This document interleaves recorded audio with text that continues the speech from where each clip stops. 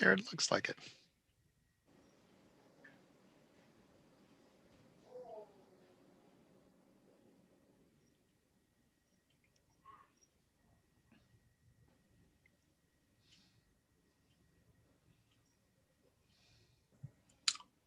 It's trying. Okay, we've got 91 attendees. That's good. Looks like we're live on YouTube. Start the recording too, please. And we're going to start the recording.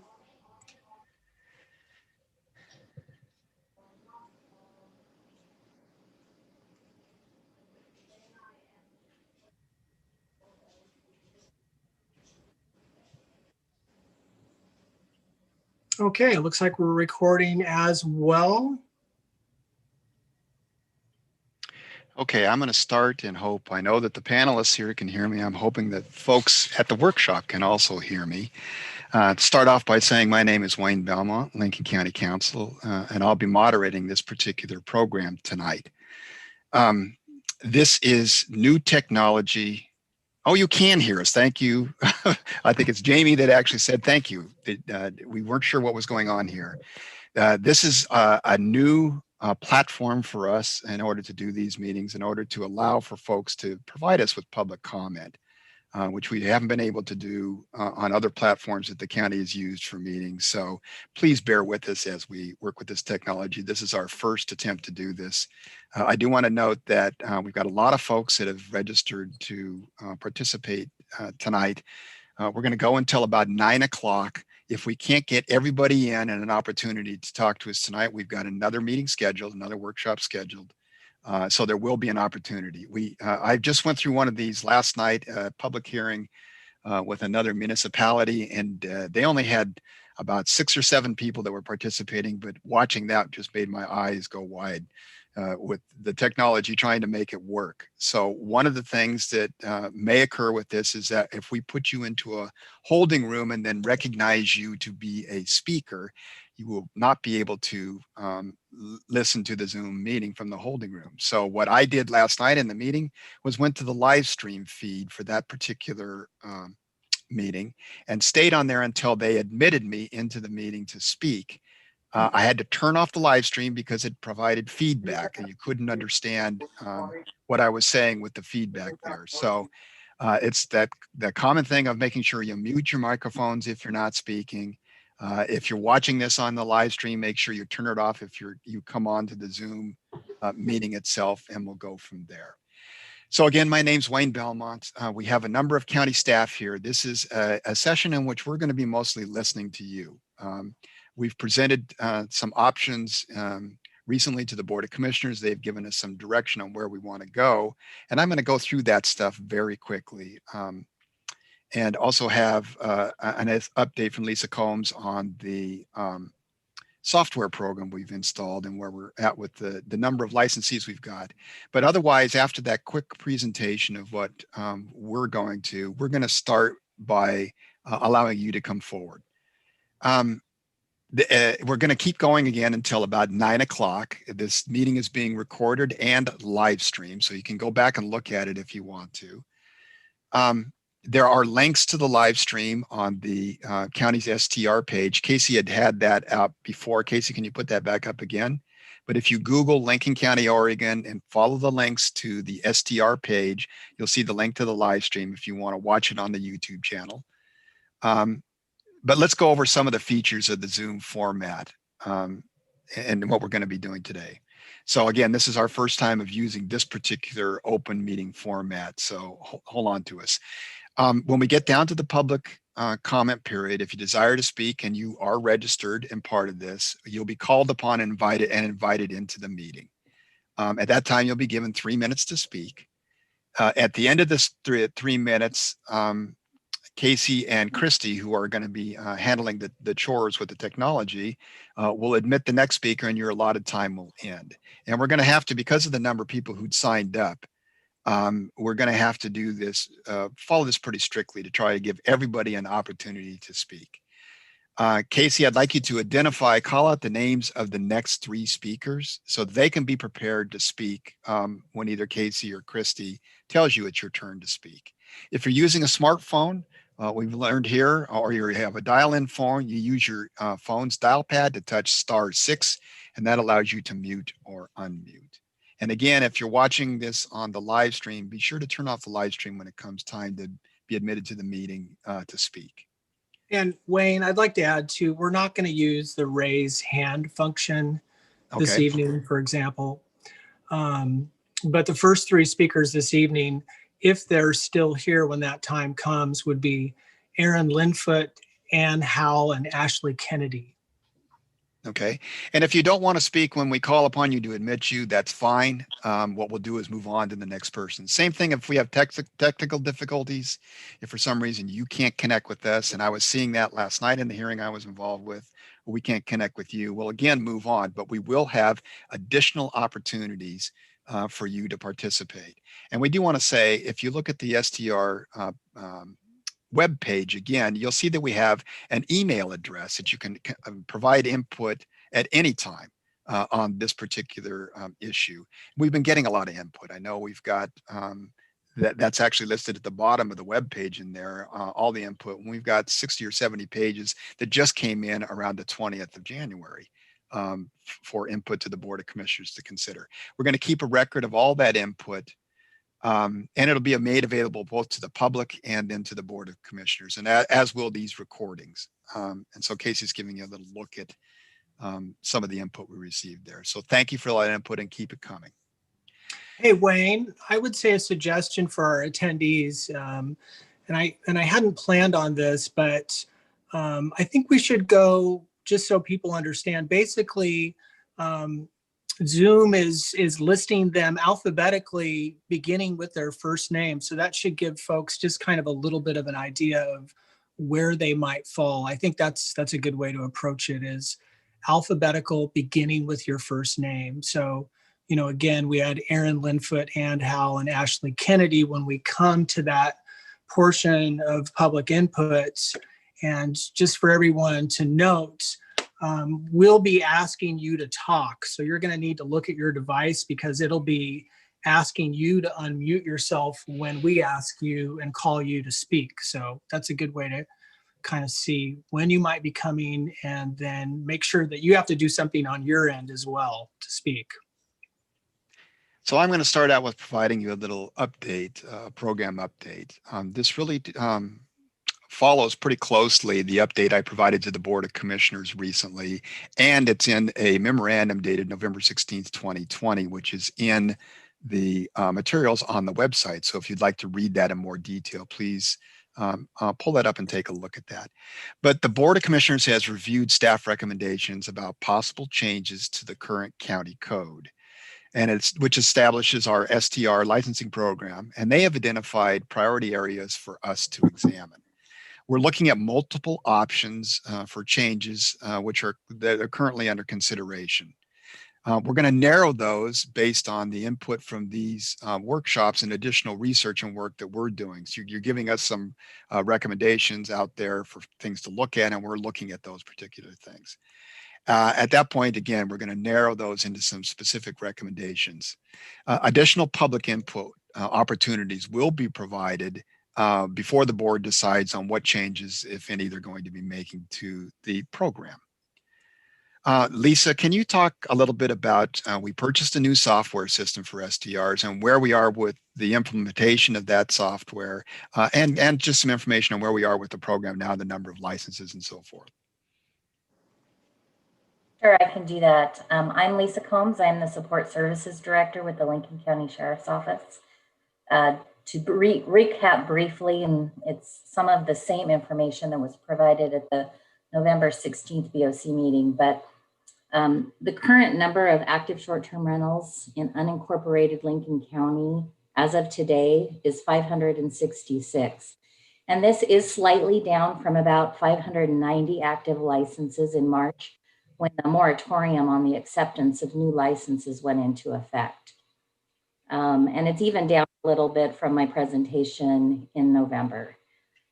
Regarding the Lodging Revs software, we did successfully execute a signed contract with Lodging Revs on May 13th of this year. And to date, there's several components to this software and the contract. So to begin, Lodging Revs has finished their initial property review of advertisements in Lincoln County, and they provided a list of about 114 properties that could potentially be operating unlicensed. So our office conducted further investigation, and we were able to narrow that number to approximately 65. So the owners of those 65 properties did receive non-compliance notices from our offices. And of those 65, there are only about 6 properties that are still being actively investigated as of today. So pretty much all the others have complied with code. And as part of our contract, Lodging Revs will continue to provide monitoring of the websites moving forward as part of our service contract. So if an owner were to bring their sites down and come into compliance and then later on activate their sites again, we would get notification of that and be conducting follow-up. Another component of the contract with Lodging Revs is the 24/7 complaint line and the online reporting form. Both of these went live on Monday, October 12th. Our website has been updated to reflect the change and the procedures for handling complaints. The last component of our contract is the online owner registration portal. It went live on November 24th. As of today, I did place a link to the live data on our website. So basically you have a link, you can go in, you press it, you can see the live data in Lodging Revs that shows you active and licensed properties. Oh, he's got it, great.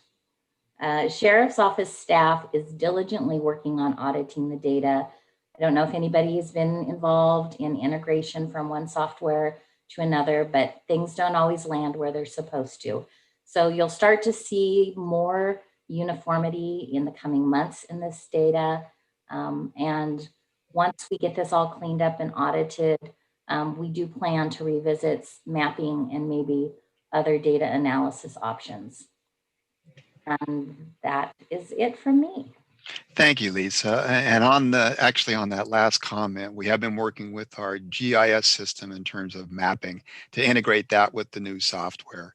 And we are going to be doing, as we go forward and present recommendations to the Board of Commissioners, we're going to be providing more maps that really map out the location of the STRs in the unincorporated areas and provides us with some additional information in terms of where they might be, not just where they're geographically located, but other characteristics that are attached to those particular units. And so that's something that'll be forthcoming too.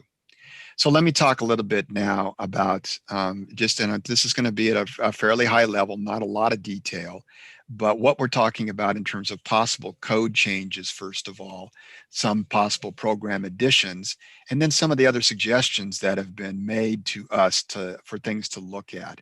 And then we'll get from there. We're going to do this very quickly again, and then get to your public input tonight. This is a listening session primarily. So the possible code changes revolve around several things. The first thing we were looking at was septic systems. A significant number of the STRs in the unincorporated areas are on septic systems, and we have been having a lot of discussions with our subsurface system folks over in the Department of Planning and Development about what that looks like and what we might be able to do to address some of the concerns that we have with these particular uses and their impact on those systems.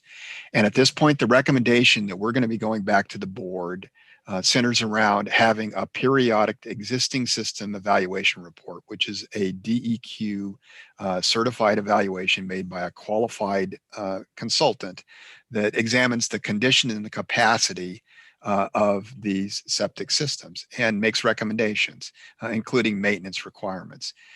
Currently, I can tell you we're leaning towards making that an annual requirement for STRs, but we have not yet finalized that particular recommendation. So we welcome any additional comments that the public has around septic systems and how that might do. What I can tell you is, again, when you listen to all these changes, what we're really trying to do is make sure that all of these short-term rentals really have the capacity for handling what we see as the volumes of folks that are coming into them on a regular basis. And so that and make them compatible with the surrounding neighborhoods. So you'll hear that as kind of a theme for some of the things that we're proposing in here, is to make sure that they are safe and secure in their respective neighborhoods. So that's the first item, the septic systems. The second thing we've been looking at as a possible code change is to change the capacity limit on a per unit basis. Currently, we provide 3 persons per bedroom with 2 additional people is the capacity that's calculated when an application is made for an STR. We've examined that in other locations around the state and looked for best practices out there. And right now we're looking at reducing that capacity limit. I think probably more than any other change we can make in the code, this is the one that's going to do, at least in our view, lessen really the issues that we hear about more than anything. Issues with parking, noise, garbage, and based on the simple principle that less people means less impact, more compatible with the surrounding neighborhood. So right now we're looking at a 2-person per bedroom limit. We're also looking at this applying at all times. So it would not be just what the capacity limit for folks staying there overnight, excuse me, but again, would be a capacity limit at all times. That would preclude probably a lot of the things that we do hear problems around: parties, weddings, larger event kinds of venue activities that during the day or maybe the early evening far exceed the capacity that's established under the capacity limits of the STR licensing program. So that is a second possible code change we're looking at. The third thing is that we have we had borrowed and examined a compliance and enforcement mechanism that was in place in a couple of other jurisdictions. And we hear a lot of concerns about that particular system, about it being ineffective in dealing with the way that the STRs are both managed by the owners of the STRs, but then that gives a mechanism for folks who have concerns or complaints about the operations of those things, an avenue to go through to make sure that they are good neighbors. So we're looking at the current 3 strikes and compliance and enforcement program in here, and looking at other examples from other jurisdictions about how to improve that. And this is to address both periodic and ongoing problems. And while we do like the approach and still like the approach of seeking compliance over enforcement, we do need to have a more rigorous enforcement way. And that's really, that will be a way that we can best ensure that STRs are good neighbors. And so that continues to be an area that that we are going to explore. We don't have any specific changes at this time, but that's a focus of our research, and we would welcome comments on that particular area too. Lastly, in the area of possible code options and changes, we've been looking at the contact information and signage, and really hearing some things. We had gone towards a system that required a local contact, and the signage that was there that was allowed people to make contact through that local contact. But we're finding that some of the professionally managed units seem to have actually a better response when they're actually professionally managed, and they may not be a local contact in that sense. So we're going to re-examine that particular part of our code and see if we can improve upon the way in which information is provided to neighbors, so that they know, what to do and where to go to deal with complaints or concerns. Part of this is going to be tied into, of course, our new software system and the online complaint system. We think that's going to improve our ability to address complaints. But we need to get some more specific information on how to proceed in this particular area. In the realm of possible program additions, the biggest one that has come before the board that they have asked us to look into is a cap on the number of STRs in the unincorporated areas. As Lisa had indicated, we suspended new license applications, and that's extended now through June of this year, while we look at the question of putting in a cap. Currently, all the cities in Lincoln County have some sort of type of cap that regulates in some form or other the number of STRs that are allowed in their jurisdictions. The county is the only one that does not have a cap. In terms of looking at a cap, there's a variety of options here. That it could be an absolute number, and that could be something that's similar to what we have now, something that's greater or lesser than what we have now. But also the board has indicated an interest in us looking at what I'll call area caps. And that is that we would actually look within specific areas of the county and say that there is that we would look at a sub cap within the overall cap with the number within a specific area. And of course, something with a cap that's lesser than we have now is also going to have a system in place to examine the manner in which the transfer and renewal of licenses occurs. That's part of the discussion that goes along with a cap. We're going to have a way to resolve license transfers if those are allowed. And if not, then we need to decide how a new license can be issued to replace one that's currently given up. So those are areas that we're examining, other options and other ideas from other jurisdictions. And it's something the board has expressed an interest in us coming back with some recommendations on. Finally, we're looking at the alternative STR management and rental arrangements. One of the things that the board has asked us to look into is whether or not we shouldn't get into licensing and establishing rules and regulations actually for the management companies themselves right now. So it's not just the STR owners that have to comply with regulations to do this, but also the management companies. So we're looking into that. We're also looking at the myriad kinds of entities, both small and large, that manage short-term rentals in this area, such as Vacasa and Airbnb, in order to ensure code compliance and to make sure that also the taxes are collected and remitted to the county. So that's another specific area that the board has asked us to look into. From you and the public, we've had some other suggestions that we're looking into. One of those that again looks at the overall theme of how you set limits on the number of people in any property is parking regulations. And currently, we do have parking requirements for new STRs that are built or come on board, but a lot of the existing STRs don't meet the current parking requirements, but they were basically grandfathered in and could provide off-street parking if they could, or on-street parking if they could not provide off-street parking. So we're looking at whether or not we go back and put as another limitation on the number of people you can have, a limitation based on the number of parking spaces you can provide off-street.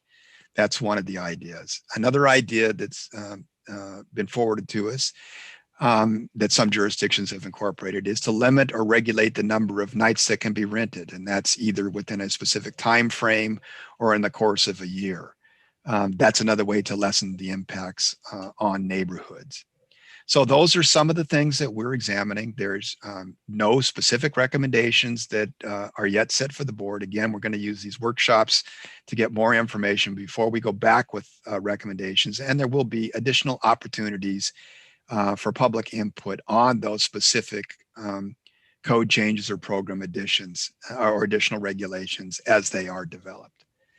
So we're going to move now to the public input, the thing we wanted to do. We're going to try to do this through 9 o'clock tonight. We'll see how many folks we can get through. Remember your limits, 3 minutes per person. We'd ask that you identify yourself and your place of residence for the record. If you do have any written materials you'd like to submit, or if you want to reference written materials, please email those to us at boc@co.gis.gov. boc.lincoln.or.us. That's boc@co.lincoln.or.us. And that address is also on the web page.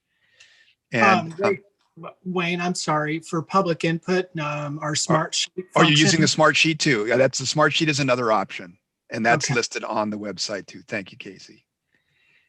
And with that, I'm going to move straight into the public input. And Casey, so why don't you line up our first three persons Okay. and we'll start. And Wayne, just a note here, I have a little timer, which you should be able to see here on my video, and it will beep at that 3-minute timepiece. Okay. And then we'll move on to the next person. So the person that should be getting ready right now is Erin Lynn. So Erin, I'm going to be allowing you to talk now, and you're probably going to have to unmute yourself. I got it. I'm here. All right. So you're on. Go for it. Thank you, everyone. This is Erin Lynn, and I'm a resident of Lincoln County, but specifically Lincoln City for over 10 years. I work for a local family-owned and operated property management company, Meredith Lodging. On the coast, we currently employ a little over 200 people. Our employees, fill a variety of positions, including house cleaning, maintenance, marketing, accounting, owner relations, etc. All of our employees, earn at least a living wage and have the opportunity to advance into higher paying positions. Our minimum wage for us is no less than $15.15 per hour. In fact, I myself started with the company as a reservationist a couple years ago, 10 years actually, and I've been able to work my way up all the way to chief operating officer. And today we have many of our homeowners on this call, as well as many of our staff who are very eager and also concerned to see what develops out of this. Undoubtedly lowering short-term rental occupancy rates and placing caps on the number of STRs operating in Lincoln County will have a negative impact on our operations and that of our homeowners. As a business, we want to continue to grow, expand, and invest in the community and offer many jobs to the depressed region. If the short-term rental occupancy is further limited or caps on STRs are put into effect, we may have to reduce our own local workforce. Living wage jobs, and especially those with opportunities for advancement, as you guys know, are hard to come by on the Oregon coast. Many people joke that you grow up here and you move inland once you get of age. For me, one of my proudest professional compliments has been to offer our own staff, our local hardworking staff, an opportunity to grow, to succeed, and advance with Meredith Lodging, to buy homes on the Oregon coast, and to participate in the local economies. As you know, Lincoln County currently ties several other counties as having one of the highest unemployment rates in all of Oregon. Now more than ever, the 200 plus jobs that my company has the responsibility for maintaining are even more crucial for the employees, the Lincoln County residents. In addition to our employees and the employees of the other property management companies, short-term rental guests drive tourist dollars to numerous coastal businesses, gas stations, restaurants, coffee shops, gift shops, aquariums, etc. In turn, these businesses are often locally owned and employ local residents. These local businesses are the heart and soul of our community, with a big draw for tourism dollars. So many of these businesses have struggled so much in the last 12 months. In addition to providing short-term rentals also provide TRT and other lodging tax revenues to fund local government undertakings. Our company alone in the last 2 years has paid more than 1 to 2 million TRT tax revenue to Lincoln County. In conclusion, I appreciate the challenging job you guys have in front of you. That is, you got to balance all of the competing interests in our county's tourist-driven economy, the interests of both local residents and the local workers and business owners and even visitors to our region. As I see it, the regulations you previously enacted to strike the proper balance and our local economy has adapted, in fact, to a point of codependency to the region's short-term rentals. There's no need to revisit the occupancy limits or even caps on short-term rentals, and doing so will have dire consequences for the people who live and work and support Lincoln County. Nice job, Erin. That was 3 minutes right on the money. Appreciate it. And Hal, you are coming up next. So I am unmuting you. And Ann, if you're there, you should go ahead and start. Testing, testing. Yep, we can hear you. Thank you. Thank you for this opportunity to speak. We really do appreciate this public forum. I do own a short-term rental in Newport, actually Nye Beach, and it has been open now for about 11 months. I bought this house from a local person who used the house as 2 long-term rental units.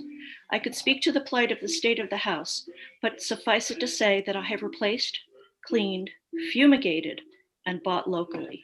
Much longer, and the house would not have been in any shape to even purchase.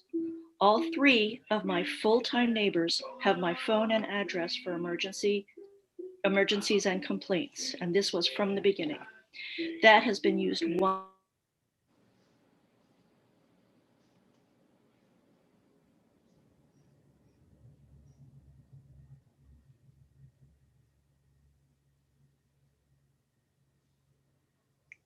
Ann, did we lose you? Showing muted. There we go. Sorry, yes, sorry, something went wrong there. I'll start at, There you go. okay, good. My neighbor tells tales of the former long-term rentals who threw trash, parked so many cars that they blocked the street, and partied late and loud. He calmly would ask them to stop, but did not feel comfortable calling the police because it would have been clear who had called, and he feared retribution. It is important to me to hire and buy locally whenever possible. Yes, this is a second home for us, as was a house in Rehoboth Beach, Delaware, where it was second nature for short-term rentals, as well as having hotels and bed and breakfasts and the like. Everyone got along, and tourists welcomed different kinds of venue for family gatherings. I am not immediately affected by most of your concerns and changes, but please know that I am worried for my little enterprise. It is not quite paying for itself, but may soon. So remember that I am paying taxes and fees for a home that I do not occupy full time. So right now my house is gravy to the city of Newport. My house may be more tidy than others in the nearby neighborhood. Early on, we did request that the city do a financial evaluation concerning the short-term rentals, but I don't remember hearing that that was accomplished.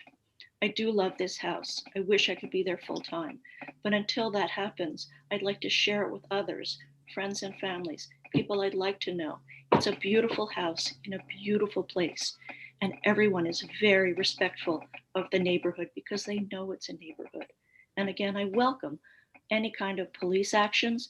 The locals, because they're tourists, call the police on them if they're partying loud and long, but my renters have not. Thank you. Okay, thank you very much, Ann. I want to remind everyone, please mute yourself, okay?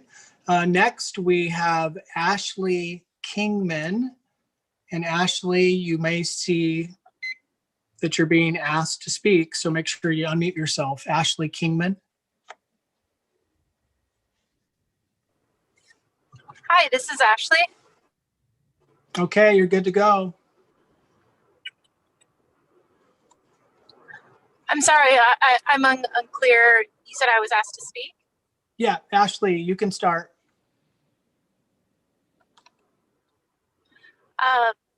I represent Meredith Lodging, but I'm unsure on what I've been asked to speak on. Well, if you didn't sign up to provide public input, that's fine. We can skip to the next person. Okay, sorry about that. Yeah, that's okay. Okay, the next person we have in the queue for public input, and I'm gonna list the next 3 people, but the first is gonna be Barbara Thurn Tomeo, Ben Miles, and Bill Masella. But first, we are asking for Barbara Thurn Tomeo, and you should see the unmute button, Barbara. Hello, can you guys hear me? We can. Okay. I actually don't really have anything prepared, but I just want to say that my husband and I have a short-term rental in the Bayshore area of Waldport. We've had this rental since 2008. It's only recently started paying for itself, and we've enjoyed it ourselves, and we have had nothing but good experiences and good input from all our renters. I do follow some of the local like Facebook groups for the neighborhood, and there seems to be a lot of opposition, new opposition to the short-term rentals. And a lot of it is because of crowding, or particularly last summer was bad. And I don't know if that's because of COVID. But it seems like with just a little bit more regulation, maybe they can identify which dwellings in particular are the problem. But I don't think that they should be taken as a whole and just disregarded, because we definitely do bring a lot of tax dollars and tourism dollars to the area. And I think it would be short-sighted to over-regulate it to the point that it becomes a non-entity. And I guess that's all I have. Thank you. Thank you, Barbara. Reminder to everyone at the meeting, if you are here, but you have registered, but you're not intending to speak, you can leave the meeting and go watch it on YouTube. It's being live streamed.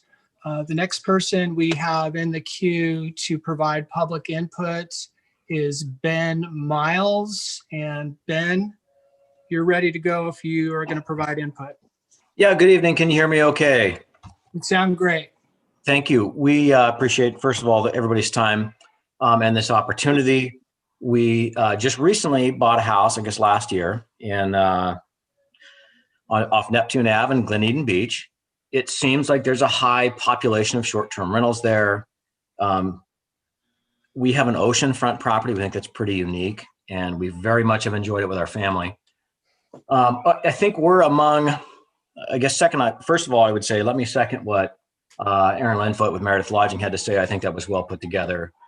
We're just among the contingent of families that aren't necessarily wealthy, and we think this is a good opportunity for our family to enjoy everything that the county and the beach and Lincoln City offers.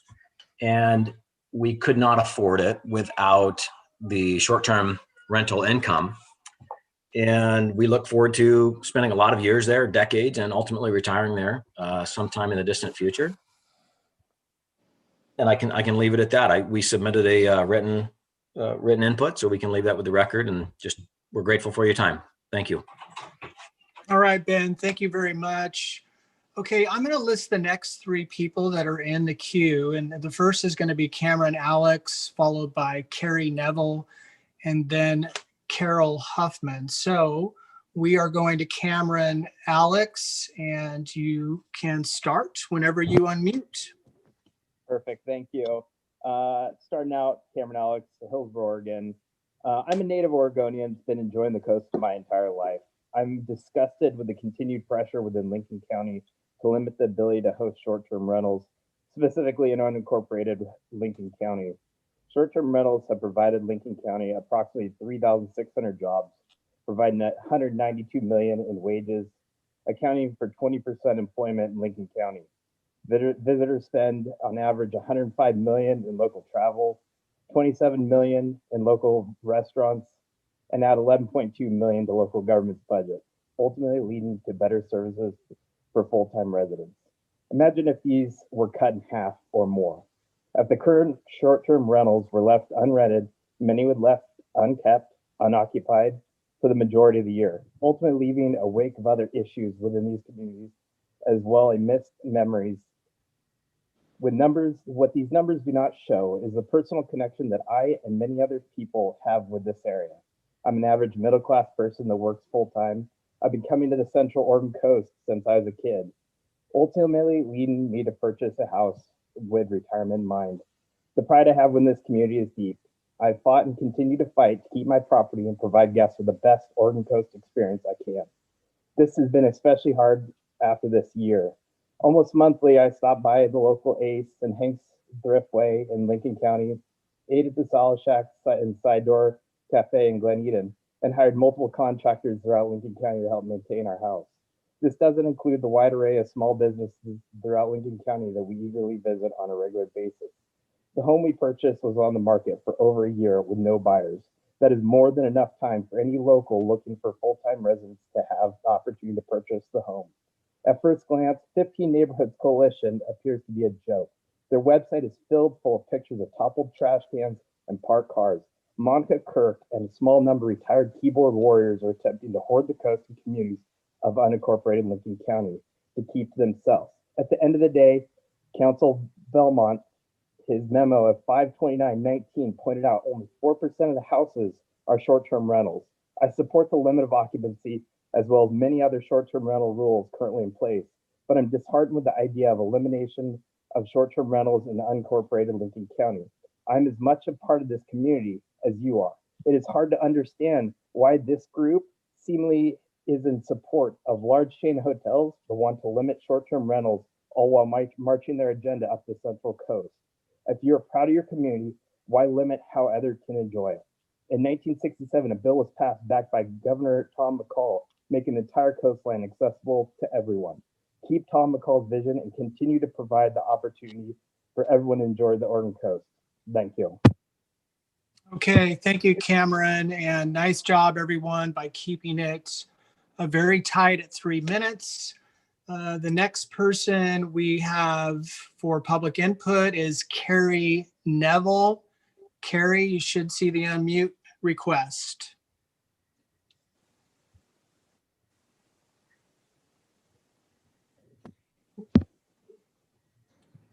Carrie, you are unmuted. Oh, sorry. Can you guys hear us now? Yep, loud and clear. This is Carrie Neville and Paul Rosica. We're attending together.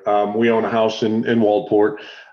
We've owned it for a couple of years, and it's been a wonderful place for us to escape. We have been doing short-term rentals.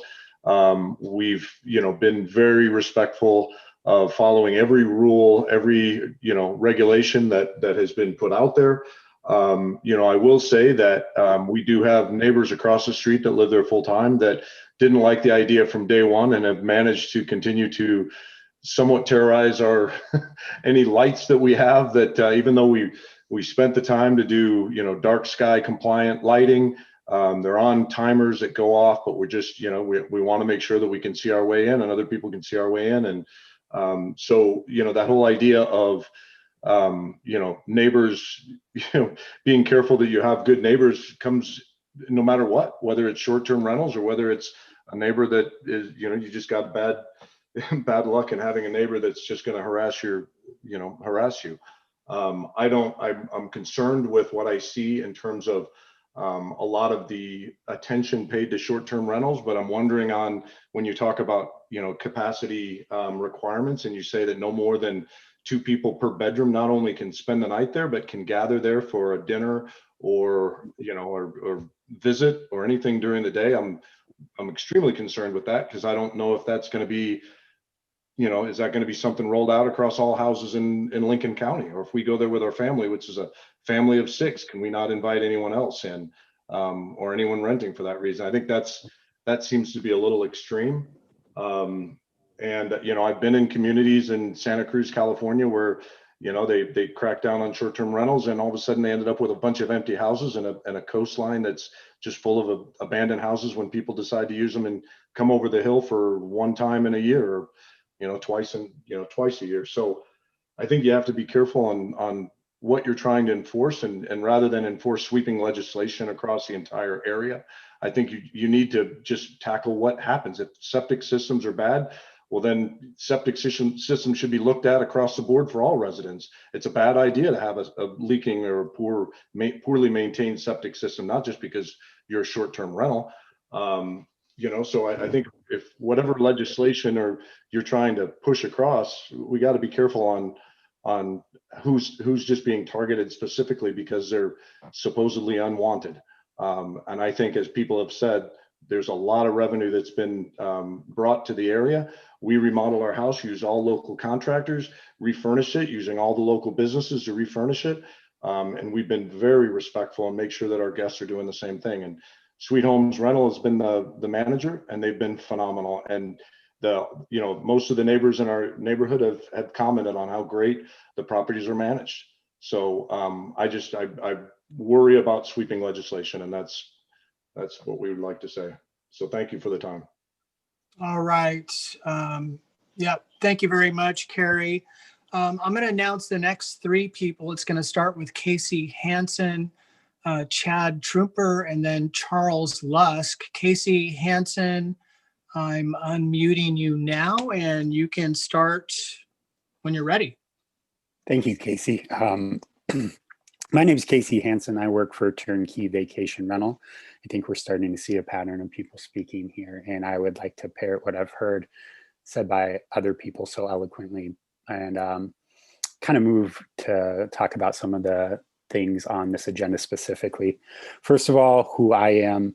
I've been working in short-term rental for about 5 years. I've managed a couple hundred different homes, actually 307 over 3 different states. I came to the Oregon coast recently and have been sitting back watching all of this go on, but was pushed by I'm basically here representing a handful of homeowners who've been waiting for the moratorium to come to an end and then got extended. And we all know, and has been said many times up to this point, the massive economic impact that vacation rentals bring to the area. I think that can't be understated. I see and respect what the people running this meeting are trying to do and strike a balance. But I think we can clearly see as a group of people, if we look at this objectively, is that some squeaky wheels are really trying to put a wrench in a massive part of the economy here. So as you look forward and look for ways to regulate and to appease a minority at the expense of not just the majority, but the plurality, every dishwasher, line cook, whale boat, watching everything, everybody who works in these communities. I do see some solid efforts here, but some that I've seen try to be enacted before with very little success. Let me start with the 3 strikes rule. I think everyone on here who's representing a vacation rental knows that the 3 strikes rule is something that's just going to cause a lot of issues and not really solve any problems, and it's ripe for being taken advantage of. Also, anything that would regulate how many times a home can be rented will hamstring the ability of the homeowner to make money by such a massive amount that you're effectively doing away with it. Anyway, you're talking about dropping income by, maybe 50% right there. Parking and occupancies limits are in line, but I'd like to confirm what the last gentleman said. Enforcing any sort of daytime occupancy limit is just functionally impossible and we're just going to create more and more problems of people calling in and abusing the system. Long story short is, I just ask you guys to ask, who are you going to benefit by capping or over regulating vacation rental in the area?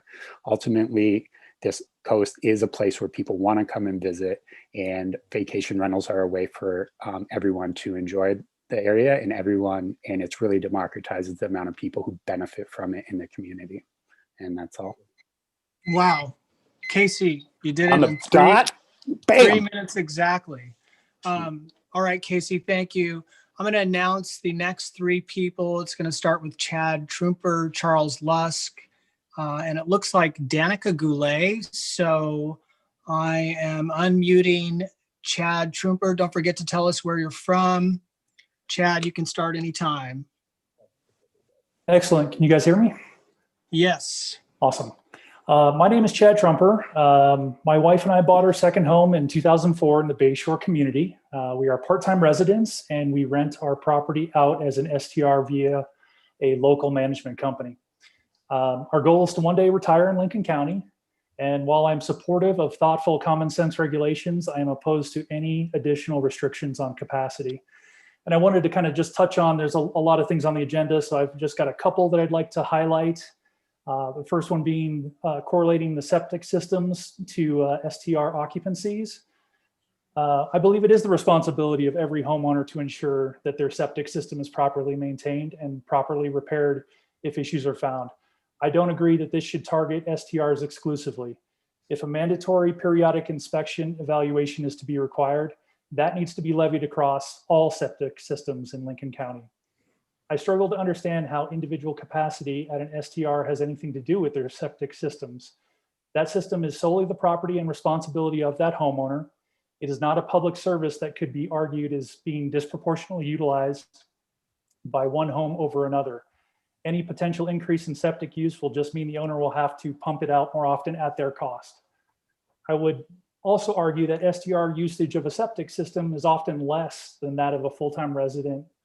I don't know any STR that rents out 365 days per year. So really it's comparing how is that, say a 4-bedroom home rented as an STR versus a 4-bedroom home rented by a 12-month or annual renter or even a full-time resident. A long-term rental doesn't have to adhere to any restrictions on individual capacity. That's left to the landlord to decide, meaning there's a very real possibility that a 4-bedroom home could have substantially more people occupying a property than an STR. In regards to the new capacity limits, per bedroom, 2 per bedroom, I would say that the occupancy capacity was previously adjusted downward just this past year. There is no need to adjust it any further, and without any new data to support that change, I can understand the need to impose some upper limits on guest capacity in STR. However, setting a limit of 2 people per bedroom as a blanket rule to remedy a few problem instances by unfairly restricting the responsible STR owners isn't the way. And then in regards to the 3 strikes and compliance enforcement, I think we can all agree that accountability is important. There should be an easy, accessible tool to post, track, and resolve any legitimate complaint. It sounds like that tool has been recently rolled out. I think we need to give it some time to collect data, evaluate that data, and to determine if there's a systemic problem or if these are isolated issues. I do worry about the STRs that are located next to potentially vindictive neighbors that may try to weaponize this system for retribution for their grievances. We need to ensure there is due process and everyone is treated equitably. No anonymous complaints and proper tracking to identify recurring unfound abuse. We must be vigilant to not allow a small group of very vocal residents to bully the commissioners into thinking they represent the majority. We also cannot allow the actions of few to punish the many that have been doing the right thing and being good stewards in our community. The time for isolating a group of people, pointing the finger at them and saying that they are the ones to blame for all your problems need to stop. There are issues in Lincoln County that need to be addressed. They are complex issues and require careful thought, deliberation, and will not be solved with a conflated winner-take-all approach. Demonizing a group of people for making investments in their community is wrong. To label us all as money-grubbing outsiders that are not welcome in Lincoln County is wrong. We are part of this community too. Chad, okay, wrap it up, please. Can I just finish up real quick? You're over 3. Okay. Thank you, Chad. Sorry to interrupt you there, but that's okay. We got a lot of people to get through. Understood. Okay. Next, we are looking for Charles Lusk. Charles, remember to tell us where you're from. You got 3 minutes.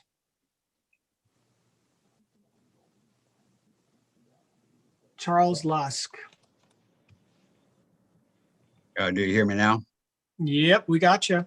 Okay, I'm from Newport, and you can just pass me, although I would like to say that Casey Hansen really had some words of wisdom for us. Is that it, Charles? That's it. Thank you. Okay. Thanks for your inputs. Next, we have Danica Goulet. Danica, you've got 3 minutes here. Hi, okay, thank you. Can you hear me? Yes, we can. Okay, my name's Danica, and my husband and I are in our late 20s, and we were able to purchase a home in Glen Eden just 2 years ago now. And I'm a nurse, and my husband's an engineer, and we are a young family. We have a 2-year-old and a 3-month-old that by being able to rent our house as a short-term rental has afforded me to be able to stay home part-time with them. And we just wanted to be able to address our concern for the occupancy cap today, because if it's capped at 2 per bedroom, we're afraid that we just wouldn't even be able to afford our home, and we'd be forced to have to sell it. So our license is currently for 14, but we're able to sleep comfortably 13 in our home. And we feel by doing that, we've made sure that our home is comfortable for all the guests that are going to be there. And we've been good neighbors. And if it was dropped to just 2 per bedroom, there would be so many families that would be robbed of being able to make the memories at the beach like we're able to. I come from a family with 4 siblings. And so when everybody and their spouses and all the children get together, we're able to go to the beach. And if it was capped at that, then my own family couldn't come to our home to even rent it to be able to make memories. And we're worried that if it's, dropped and our house is only to be able to sleep 8, then there's so many families that wouldn't be able to come down to the beach and make the same memories that we're able to. And then there's just some other concerns that we have, that if it is capped, we would think that maybe families would split up, or they would just go to rent houses in another area and then just leave this part of the coast alone altogether. And if there were families that were able to afford to stay in multiple houses, then when people are getting together and having a good time, there's so much traffic already on the dangerous stretch of Highway 101, and traveling back and forth late at night, we're worried would, cause other concerns of so much like traffic. But we just feel that we've been good neighbors and we've addressed any concerns, that anybody has had. We've had a couple, complaints with our dog, but we rent through Sweet Homes Rentals, and they've just been a wonderful management company. And we feel, we've created good relationships with our neighbors, and we're just hoping that we can continue to be able to have our dream home down there and be able to, retire there one day for us, but to continue to be able to bring our family and our friends and let other families come down and be able to enjoy our home as well. So I didn't really have anything prepared, but just thank you so much for listening to us and for reading our letters and letting us be able to address our concerns here. Okay, Danica, thank you very much. Thank you so much. The next 3 people we have lined up is Danny Sr., Debbie Witherall, and Dennis Muscato.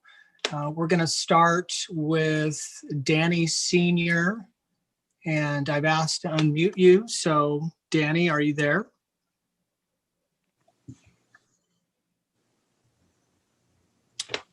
Danny Sr.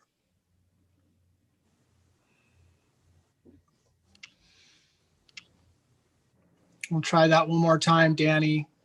I've sent you an unmute request, so you should see that.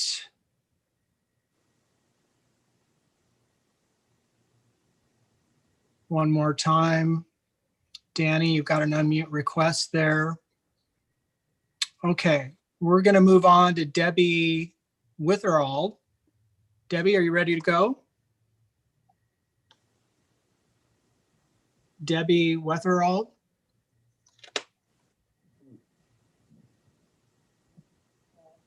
$70. Debbie, do you see the unmute button? Casey, a reminder to folks that if you're on your phone doing this, it's *6 to unmute. Yeah. Okay. We're going to jump ahead to Dennis Muscato. And Dennis actually chatted and said he was in a listen mode. Yeah. So go on to the next one. Okay. And then we're going to go into Eileen Reagan. Eileen, are you ready? Eileen's unavailable, but I am her husband, Richard Regan, and we are of like mind on this topic. If that's okay, could I speak instead of her? Yeah, go for it. You got 3 minutes. All right, thank you. I'm a retired professor from Oregon State University and have come to the coast for many, many years. When I used to come here, we would always rent in hotels, primarily hotels and other establishments like that. We never stayed in a home because basically we couldn't afford it, but we have facilities available. So we are almost full-time residents here, And it's been a nightmare. And at times I'm ready to sell and get out of here because of lack of respect that renters show for our neighborhood, which is Bella Beach. And I don't want to go into all the problems, but we have very difficult time reporting infractions, having to stay up until 2 o'clock in the morning. So this is where, for those of you who rent, this is where some kickback is coming, is because of residents here who live here, who have jobs here, who support the county at, I don't know, where's the economic study that shows that residents in these homes would not be more vested and spend as much money as tourists? Tourists will constantly be coming to the coast. They love the coast. We all love the coast. And many of them drive over from the valley for just one day. They go to the restaurants, they go to the gift shops, they bring friends over. So I'm just a little bit would like to see if there's actually, you know, I've heard these figures of millions and millions of dollars. Are those just for the short-term rentals of, you know, 550 that are in the unincorporated area? Are you talking about the whole tourism industry? You're suggesting that if there were no short-term rentals, or if caps are put on them, that it's going to have this huge economic impact on it. Whereas what we see right now is housing is, you can't find a house for sale. And people who are moving into those houses are actually trying to live there and work from home. Yes, COVID has established this, but the long-term trend in real estate is that more and more people will be working from home. So it's not just, you know, again, economic impact needs to be looked at. I don't know if there's a study out there or not, but if there is, it would be good for the county to actually review that, because I don't think there's time to actually do such a study that would help determine any of the changes in codes and regulations that are being proposed. So I think that's all I really have to say, is that this is a real problem. And when you get 20 people in a house and party all night long, it's not very easy to live in a place. So thank you for listening to me. And again, my wife does support those. She may have some others, but I think we're good. Okay. All right. Thanks for your input. Our next three is going to begin with Elaine Ferguson, followed by Eric Stewie, and then Everett Williams. And we're going to go to Elaine Ferguson first. So go ahead, Elaine, if you're ready to go. Hello, my name's Elaine Ferguson. I live in Bayshore, which is near Walport, and that is it's an HOA community. And when I bought my home there, the Articles of Incorporation, the first line of the Articles of Incorporation, use these words. The purposes for which this corporation is formed is as follows: to foster and maintain acquaintanceship and friendship among the neighbors of Bayshore Beach Club Incorporated through social, sporting, and recreational activities and events. And then it goes on. Well, sadly, in the last couple years, since the short-term rentals have increased so much, our quality of life has decreased. And it is hard to accomplish this goal of acquaintanceship and friendship. People speeding, people not caring for their pets, people not cleaning up after their pets, people not managing their pets. One of my neighbors had her dog hit and killed. Another neighbor had their dog hit, and luckily the dog survived. We've tried ways to manage the speeds by putting some speed bumps in. That really hasn't worked very well. So these are the reasons that the people that are permanent residents are a little leery of the short-term rentals. We have tried to comply with the county when there are problems, and we try to talk to the rental agencies, and they don't respond. Either they don't get back to us, or if they do, they just say, too bad, so sad. We're here to make money for our owners of the, And, you know, we don't really care what you think.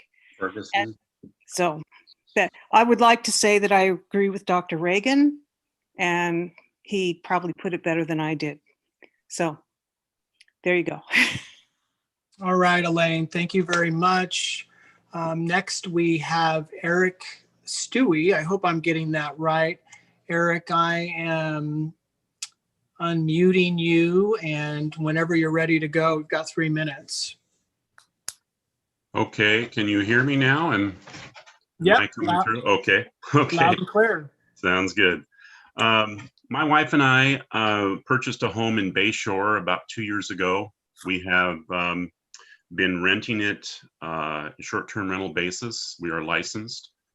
We also enjoy the home ourselves quite often, in fact. Just as someone else said earlier, we made contact with our neighbors early on and became close to them, understand their concerns. We made them aware of our phone numbers. They have them. We've encouraged them to contact if there's ever any issue. We have never had contact with them in any way. We've been very conscientious about who we rent to and careful about that. We screen our renters pretty difficultly.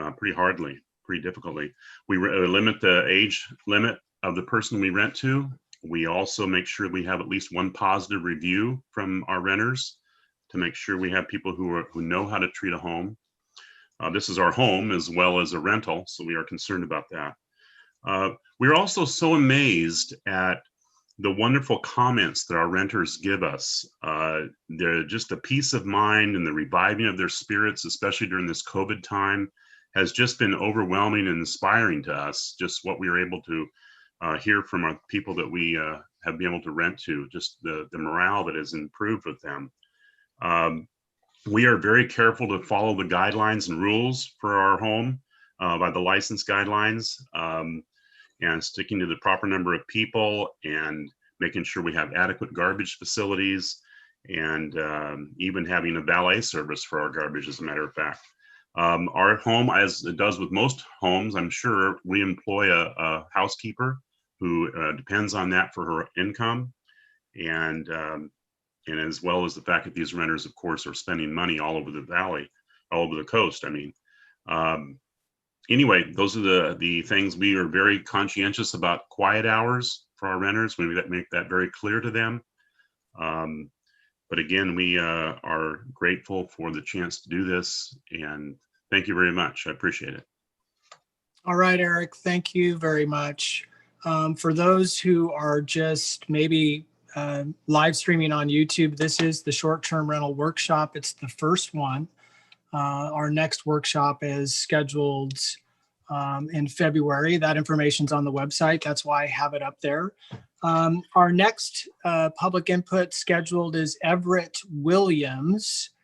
And Everett, if you are there, I am unmuting you and you're ready to go. Can you hear me? Yes, I can. I own a home in Gleneen Beach. I bought it about 3 years ago. It was a short-term rental when I bought it. I didn't buy it as a short-term rental. I bought it for my own personal use, but it was already a rental, so I didn't want to cancel the vacations of people, so I kept renting it. And so I still use the home probably once a month or so. So I think we can all agree, and I don't think anybody in this room would disagree, that we all want, you know, a beautiful Oregon coast where it's clean and pleasant and it's not noisy and there isn't garbage all over the streets and there aren't, you know, there isn't pet excrement everywhere. But it doesn't seem like the remedies, in my opinion, are actually targeting the problems. It comes down to, there are laws about pet leashes that we can't enforce. There are laws about parking that we're not able to enforce. There's noise requirements. All these are already on the books, right? But we're not able to enforce them that are actually already there.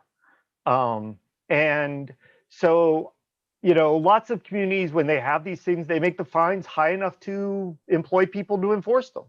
So we need to be able to make our fines high enough for people breaking the law to do that. And it seems like that's the way it goes on that one. The other one I would like to kind of point out is there are two sort of fallacies that pop up, is that, you know, short-term rentals are causing, can somebody mute please? Because this is my time. Yeah. Yeah, I'm sorry there. Yes, please mute if you are on the webinar. So go ahead and continue, Everett. So the other one is this unaffordable housing thing. The homes that are mostly being used for short-term rental are not don't fall into the affordable housing. Even when they're in places where you can't have a short-term rental. These are places that are a walking distance from the beach. And one in Coronado Shores, which doesn't allow short-term rentals, you can't find a house in there for less than $550,000. That doesn't fall into affordable housing under anybody's stretch of the imagination. So saying short-term rentals are driving this problem seems, intellectually dishonest. That these houses wouldn't be affordable to begin with. We're not going to automatically generate hundreds of $1,000 a month apartments and homes for people to rent in Lincoln County by eliminating short-term rentals. We're going to eliminate a lot of jobs. And that doesn't seem to be a wise economic choice. The other thing I would like to see about when we're doing this, and I think Dr. Regan also put it up, which is what is the economic impact of all these decisions that you're putting in place that we're getting ready to do? You should know that, what is it going to mean to drop the occupancy from 2 plus, 3 plus 2 to 2 even? Is it a $20 million a year problem for Lincoln County that you're going to lose that much money? How are you going to replace that money? We never hear from the 15 neighbors, let's do this, and this is how we're going to replace all this income for the schools. We're going to raise our taxes by, $1,000 a month per house so we can get rid of short-term rentals. That should happen there. So that's all my comment, and thank you very much for your time. Okay, thank you, Everett. We have Gary, looks like Bradley next. It's going to be followed by Gary Petrock and then Gary Wesky. Let's start with Gary Bradley. Gary, are you there? Yes, can you hear me? Gary Bradley, yep, we're ready to go. Okay, I'm a property owner in Seal Rock. We do not currently have a short-term rental, but we'd like to have that option available to us should we wish to. First of all, just thank you for allowing everybody a chance to weigh in on this subject. And while I'm sympathetic to those who might live next door to a problem rental property, and I would clearly want them to be able to have that problem solved, I think a simple blanket ban on short-term rentals is not the answer. It'd be the equivalent, basically, of having a problem with a long-term neighbor, and then the county saying, okay, people can no longer live in houses in Lincoln County because a few residents are causing problems. And I think we can all agree that that's not really a suitable solution. By all means, address the problem properties, take the necessary measures to see that rules are followed, but don't take away the individual property rights of everyone because of a few problems. I think that's really overdoing it and kind of shooting ourselves in the foot. The other issue I want to weigh in on is the septic capacity. I agree with the earlier caller that said you're more likely to have problems with somebody that's got a long-term rental or that's constantly occupied than something that's not occupied 365 days a year. And this just seems like a veiled attempt to just make it untenable for people, to put some regulations on these short-term rentals to make it expensive and onerous to get it tested once a year.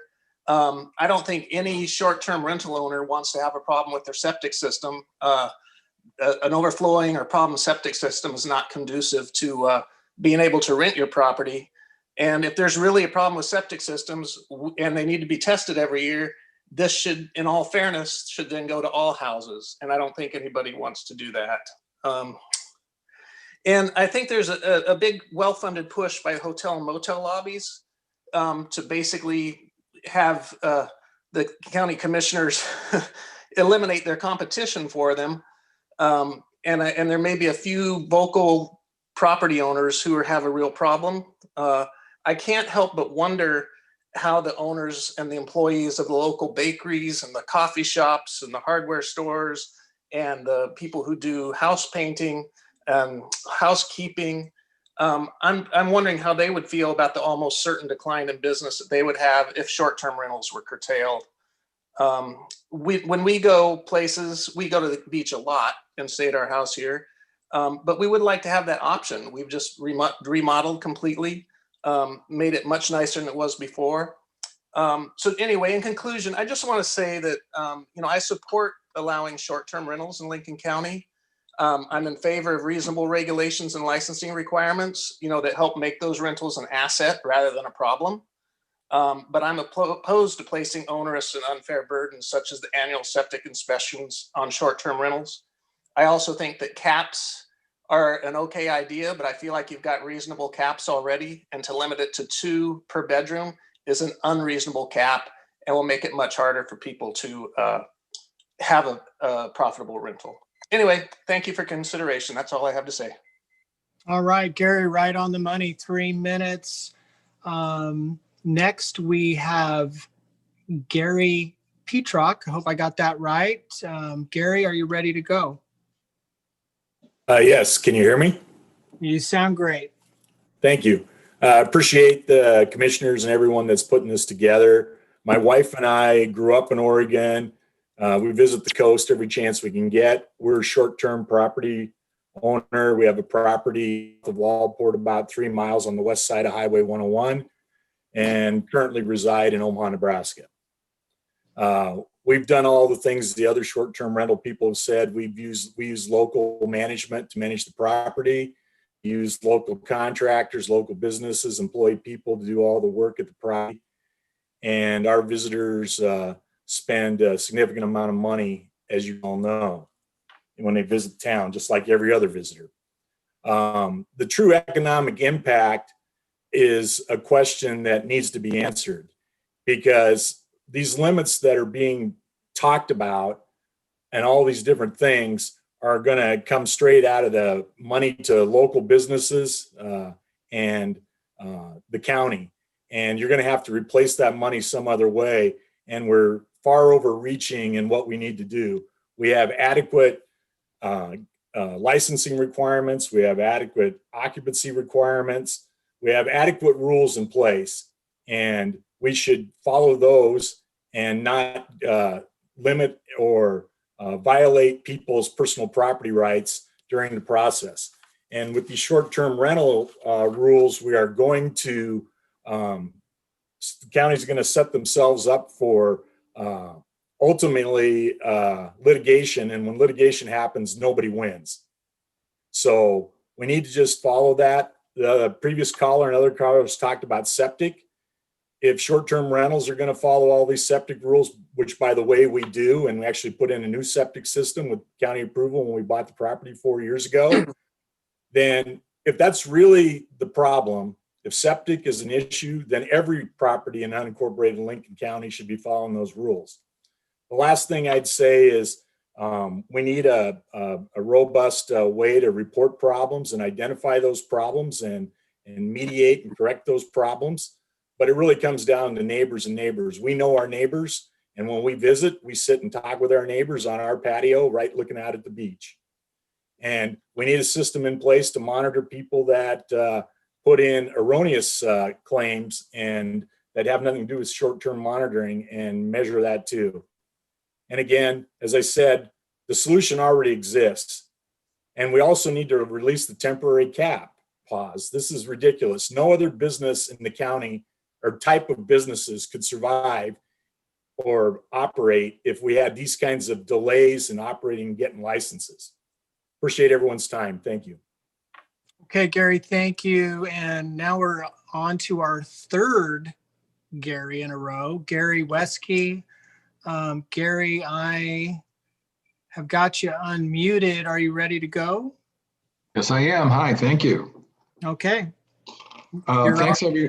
Thank you. Thanks, everyone. And thanks to the commissioners and council and staff for putting this together. We really appreciate it. It's so interesting to me how our story sort of parallels so many others. My wife, Marcia, and I bought our house in the unincorporated part of the county just north of Yachats a couple of years ago after we sold our family business. And yes, it is our plan to, in the long term, retire there. In the meantime, in order to make everything pencil out for ourselves, we do use the STR approach as a way of helping to, underpin our income and create some future income, hopefully for our children as well. We are responsible stewards of our property. We always employ local services and tradespeople.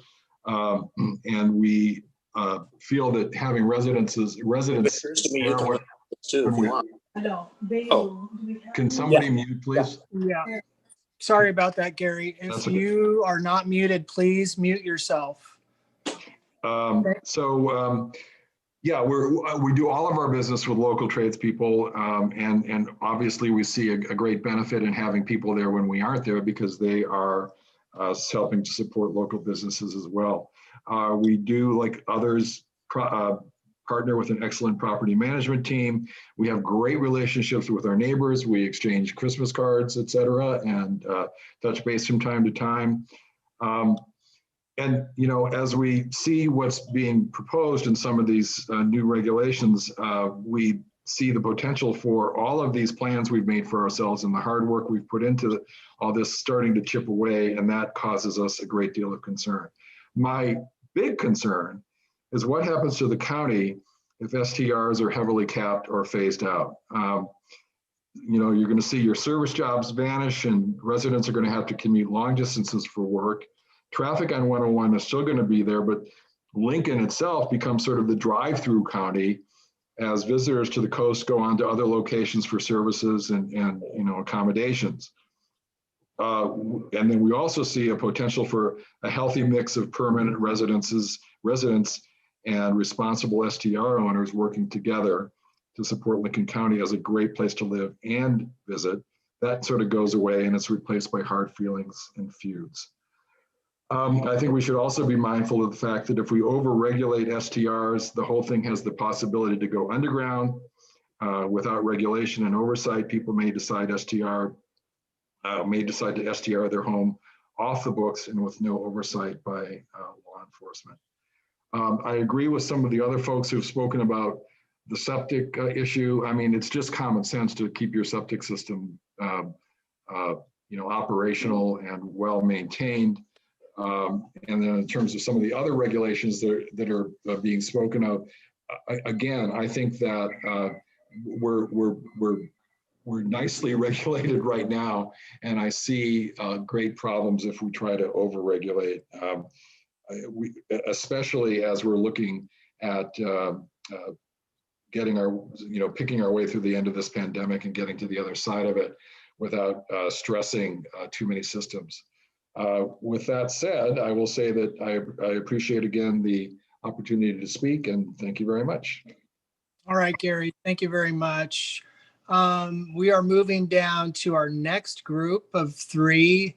That's going to be Grace Liu, Gregory Stainruck, and Heather Brand. Grace, you are unmuted if you want to begin. Can you hear me? Yes, I can. Yeah, this is Grace, and I bought a house in Watport area. Actually, it's like a Bayshore area, that location. And I think I hired the Sweet Home to be my management company to work on my property.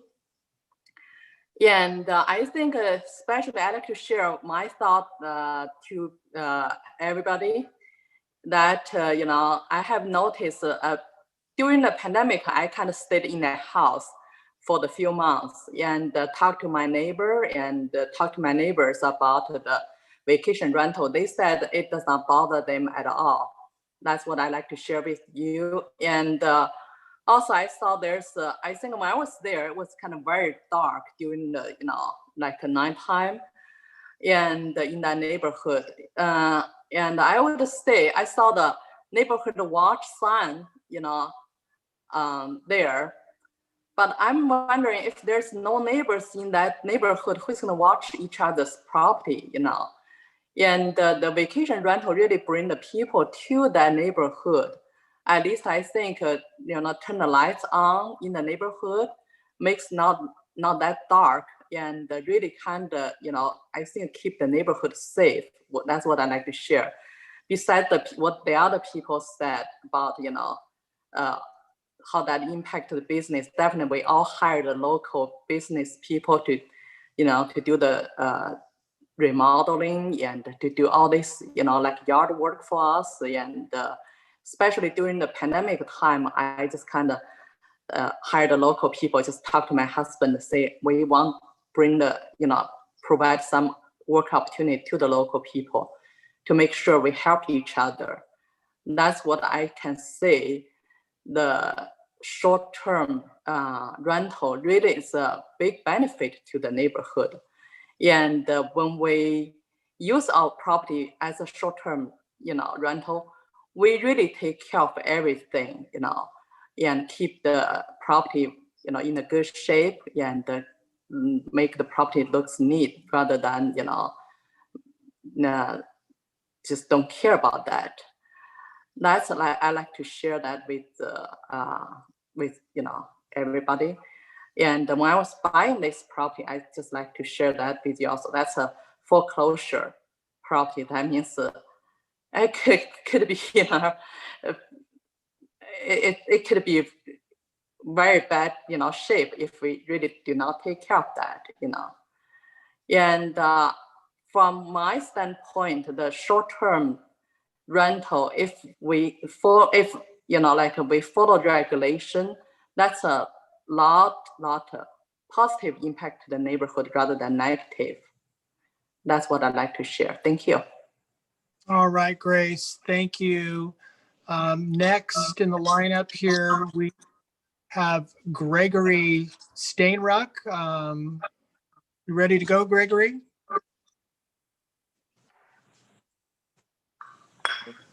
Hello, good evening. Can you hear me, Casey? Yep, you sound loud and clear. Okay, perfect. Good evening, everyone. My name is Gregory Stainruck. I'm the regional representative for the Oregon Restaurant and Lodging Association. I appreciate everyone in Lincoln City, Lincoln County putting this on this evening. ORLA's active membership includes several short-term rental companies overseeing short-term rentals in vacation destinations across the state. For decades, short-term rental dwellings have served as part of the fabric of the local communities. These companies are a welcome competition in ensuring their clients are paying all applicable transient lodging taxes while safely accommodating guests and following all local ordinances. In addition, ORLA supports the following important principles. We continue to support the rights of property owners to occasionally rent their homes to earn extra income. Follow all local, state, and federal rules and regulations. Competition thrives when everyone plays by the same set of rules. If everyone plays by the rules, the local economy benefits. This includes restaurants who over the past year have been severely impacted by the COVID-19 pandemic. Our statewide association consists of many different forms of lodging, including RV parks, campgrounds, hotels, and STRs. With proper and fair oversight, in addition to a mix of lodging options, it benefits all who visit and live along our beautiful coast. I want to thank our partners, Brian Olson of Beachcomber Vacation Rentals and Betsy Labarge of Mount Hood Vacation Rentals for their valuable input on our position statement in regards to this subject matter, which I would happily share with the commissioners after this meeting.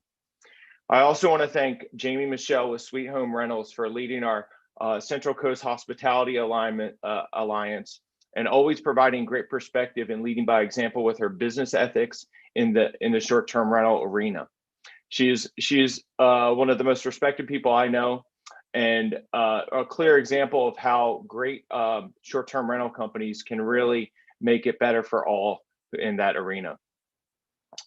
As always, I am available for support with any questions or feedback to the Board of Commissions may have, and thank you everyone for your time this evening.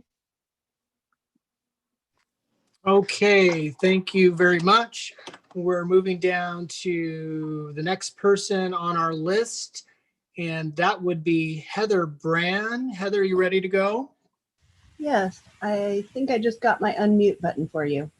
All right. You sound good. I can hear you. Okay, great. I've been in front of the commission several times. In fact, I think I'm one of the few people that attended this type of session before the original Lincoln County ordinance was passed.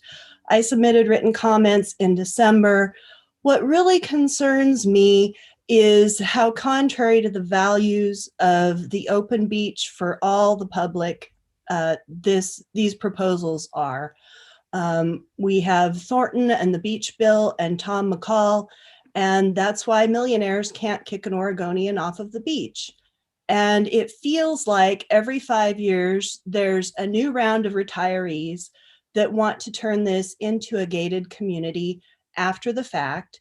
And since they can't kick ordinary working people off the beach, they're going to try and kick people out of their neighborhoods.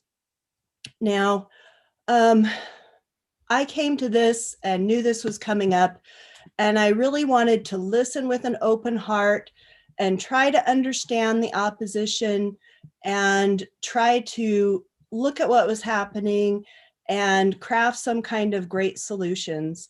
And I have begged the commission in the past to collect complaint data, and they have not done so. So I asked the sheriff formally for that with the support of Via Oregon.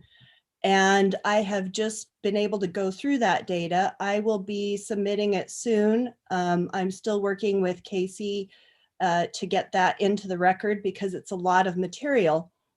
But there are a few things I noticed, and I think this is really key to the proposals, both on slashing occupancy and septic. Wayne has stated repeatedly that that's just a handy proxy for having less neighbor impacts. And what I really noticed is that there's really only 4 neighborhoods that are in those complaints.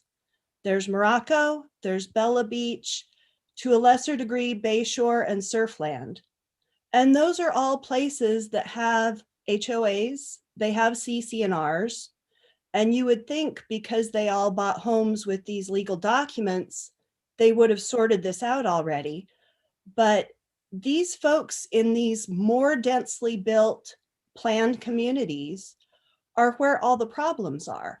Why do we have a solution where the complaints are coming out of just a handful of neighborhoods? Why should we apply this to a property like mine where I have a neighbor that's a short-term rental, a neighbor that's a family home and trust, the lakefront, and the national forest? We don't have neighbor complaints. We don't have these issues. I'm on almost an acre. Other lots are a similar size, and we just don't have that density, and we just don't have the issues. So I'm questioning why there should be a one-size-fits-all solution. I'd also like to say these are zoning issues and we have zoning rights. And it feels really strange, and I would love to hear from Wayne in a future meeting why we're doing zoning work without going through zoning law. Even cities like Portland that have restrictions have a zoning path to permanency for special houses that deserve to stay short-term rentals indefinitely. I would like to see that included. We shouldn't have to do this fire drill every 5 years when a new batch of residents shows up and didn't get the memo about how things work here. And so I would really like to see the county consider a zoning solution for homes that really don't have those neighbor impacts. I will be submitting the complaint data along with a summary. The other thing I would say is that, Casey, how much time do I have? You're actually over, Heather. Well, I'll end and I'll submit those records. Thank you very much, everyone. Okay. Yeah, and Heather will work with you to get that input into the record. All right, next on our list, it looks like we have Danny Sr. Danny, are you unmuted and ready to go? Danny Sr.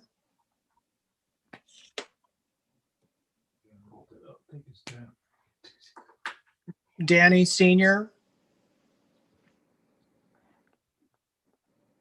Okay. We're going to go ahead and move on alphabetically to the next person, Heidi Gilbert. Heidi, you should be unmuted. Yes, hi, good evening. Okay, good. I can hear you. Wonderful. Good evening, everybody, and thank you again for joining and letting us all have our input. I'm a fourth generation Oregonian. I've always had dreams of owning a home at the coast, especially in the Lincoln City area. I've had so many wonderful childhood memories, enjoyed at Devil's Lake, Depot Bay, and so on. My dream really did come true this last September when my husband and I did find a home available. This particular home was actually available and on the market for over 8 months. So I want to make this point about the low income housing situation, that this was absolutely a home available. Again, it was over 300,000. So again, I don't know if that would be considered low income. I don't think so. So I'm really not all on, board here with that particular, argument. I really truly think that these homes, the STRs, are in a income bracket potentially that's not going to be considered available or accessible to low income. With that said, we again very excited to be coming to the coast, making new neighbors, relationships, and so on. Well, we're not feeling all that welcome. I got to be honest with you. And I'm have to bring this subject matter up because I think it's very, very important. We were singled out, my husband and I, along with a few others, in a specific letter sent in from an STR, anti-STR group, because we just purchased a home. So apparently our information was new and available, on the county taxes and so on, or our information. This particular group is tracking down people and finding out which county we vote in and if we agree or disagree with their specific agenda. I find it, to be quite frank, harassment and a form of intimidation. I learned a new word yesterday called doxing. And for those that don't know what that is, I had to look it up. It specifically states, search for and publish private or identifying information about on the internet, typically with malicious intent. Now, again, we are new to the coast. We were excited. We want to make neighbors. Potentially, yes, we would love to have our home open to rent to others and enjoy. But if this is the welcoming that we get from a few of those people that are out against STRs, what a horrible environment, to be quite honest. And I'm really sad to say that I am part of this community where there's a few that are ruining for a lot of people, including the working people of the community. I decided to bring my business to the Central Coast. I now have a place to plunk down and call home when needed, and bringing my valuable business to those people of the Central Coast. I'm bringing with it, I'll be hiring people to do installations and so on. The work that's been done in our home has also been to locals, landscapers, and those construction people that help to improve the property that we just purchased. Now, I realize it's not illegal to look people's information up, but in this case, I'm going to say it's kind of and morally, ethically wrong. We just bought a house. That's all we did. We just bought a house. Again, being that we are Oregonians, it shouldn't matter where we vote. We are here, we pay property taxes, and our voice should matter. My voice and my husband's voice is wanting those to come visit our beautiful Oregon coast. We want to share it with those that want to see it, and it shouldn't be limited to any number of people. In regards to septic tanks, everybody should be on the same page. All people, all properties should be treated identically. Thank you very much for your time. Okay. All right, Heidi. Thank you. And we're moving on to James Goodling. James, I am unmuting you. And you should be ready to go, James. James Goodling. Okay. How about Jamie Michael? I bet you're there. Jamie Michael. Good evening. Can you hear me, Casey? I can. Yeah, you're coming in nice and clear. Great. Good evening, everybody. My name is Jamie Michelle, and I live, Oh, work. That's okay. Sorry about that. I live, work, and vote in South Lincoln County. Thank you for your time and consideration as we work together toward a balanced short-term rental program. Little background on myself. I'm a VP at Sweet Homes Vacation Getaways, which is a family-owned company on the Central Coast, directly employing 45 local constituents. I'm also the co-founder of Via Oregon Coalition, which is a statewide grassroots organization. Via Oregon is dedicated to assisting government officials set good and enforceable policies regarding short-term rentals. Additionally, I serve as chairwoman of the Oregon Restaurant and Lodging Association's Central Coast Hospitality Alliance and the City of Newport's Short-Term Rental Ordinance Implementation Work Group. Commissioners, you are in receipt of Via Oregon's position paper regarding the proposed amendments to the current ordinance, which I believe you will find helpful as you move through this process. This public forum platform allows a lot of citizens to talk at you, but unfortunately doesn't allow for any deeper inquiry and discussion. I request that you consider forming a work group with equal representation from all interest groups, including representatives from the Sheriff's Department who oversees the licensing program. This group can bring back a balanced proposal for an amended short-term rental program to the commissioners for consideration. My perspective is that we have a neighbor-to-neighbor issue and not necessarily a short-term rental problem. As you can see from the record of complaints towards short-term rental neighbors, the majority of complaints are filed by just a handful of citizens and are often unjustified when looked into by the sheriff who oversees the ordinance. If the county does not yet have a mediation program, I urge you to look into one. I don't think the proposed changes to the existing ordinance address the concerns of those filing the complaints, and perhaps adding a mediation program would be more effective. Thank you for taking time with us tonight. All right. Thank you, Jamie, Michelle. Next, we have, and these are the next three, Jaylene Morton, Jeff Crow, and Jeff McElhennan. So let's go to Jaylene Morton. Are you ready to go, Jaylene? Jaylene Morton. We're into the part of the show where I expect a massive dropout now. Okay. Especially if you're are moving next to Jeff Crow. Yeah. Jeff Crow. Right. Yeah. Yes, can you hear me? Yes, I can. And I've got the timer set, Jeff. Okay. Yeah, just a little history. We have a beach rental there in Bay Shore, and we go through Meredith Lodging, and they do a great job with maintaining the property. But just a short story about us. We bought a house there originally for us, for us to stay in, and turn it into a vacation rental. And our story kind of mirrors what most everybody has said here tonight about wanting to share that with the public and have them come out and enjoy like what we like to do.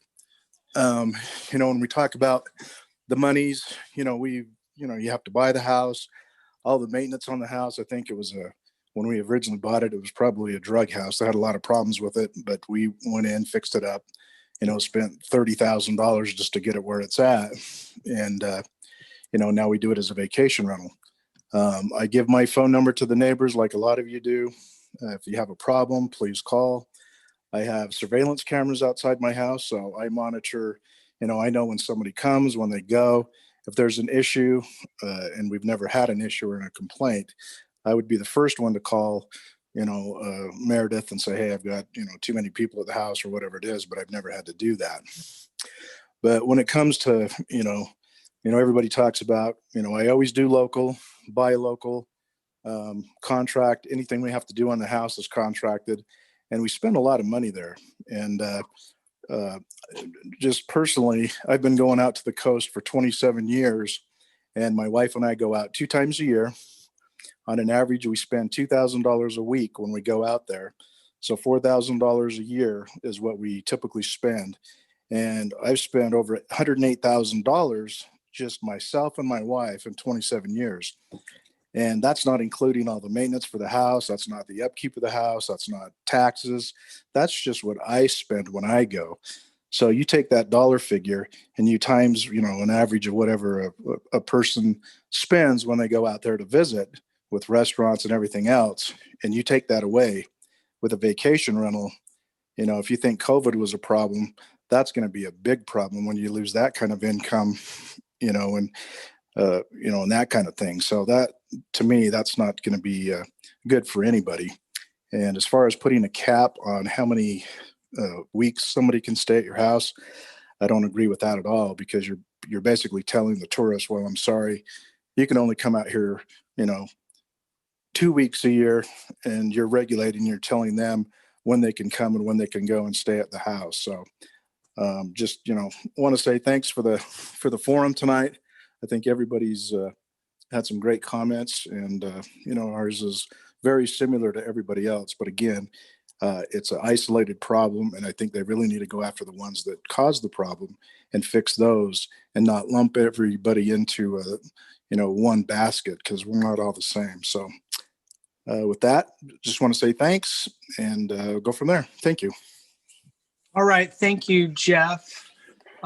Just a reminder to everyone, this is being live streamed on YouTube, and it looks like we've got 74 people watching it on YouTube. So our next constituent or public input here looks like Jerry Gilmore. Jerry, I've unmuted you if you're ready to go. Jerry Gilmore. All right, let's go next to Jessica Walkowski. Jessica, are you there?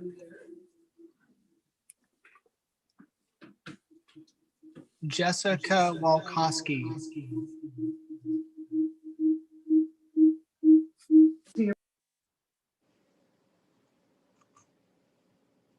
Jessica? Okay, we are moving to Jill Stone. Jill Stone, you've got 3 minutes if you're unmuted. Hi, good evening. I feel like as I listen to people talk about short-term rentals, I think we're living in alternative universes. People who own short-term rentals talk about what great neighbors they are. But when you live in these neighborhoods, what you find is the people who are staying in these short-term rentals are not great neighbors. I live in Bayshore, excited to move to Bayshore. We moved here 3 years ago. And I have been flabbergasted by the loss of community that's existed in this community with the proliferation of the short-term rentals. There is, our neighborhood is not equipped to deal with the huge influx of people who come in. It is a community of single family dwellings that began in the 60s. These are not huge luxurious homes. These are small homes rented by a large number of people who do not have a vested interest in the community they're staying in. Drive down the road during the summer. There's garbage all over the place. There's, people letting their dogs or their pets defecate. There is no sense of community when the short-term renters continue to come in. And it is a loss that is being profoundly felt by long-term residents who are thinking about leaving. Well, of course, that's good for the short-term rental industry because more homes will be on the market for them to use. We don't put motels in the middle of most neighborhoods, and that is what the short-term rentals are turning our community into. We do need density caps. We do need occupancy caps. We do need all those things that we were being discussed. It's not just a question of coming in and visiting maybe once a year and you say, oh, look how pleasant my home is.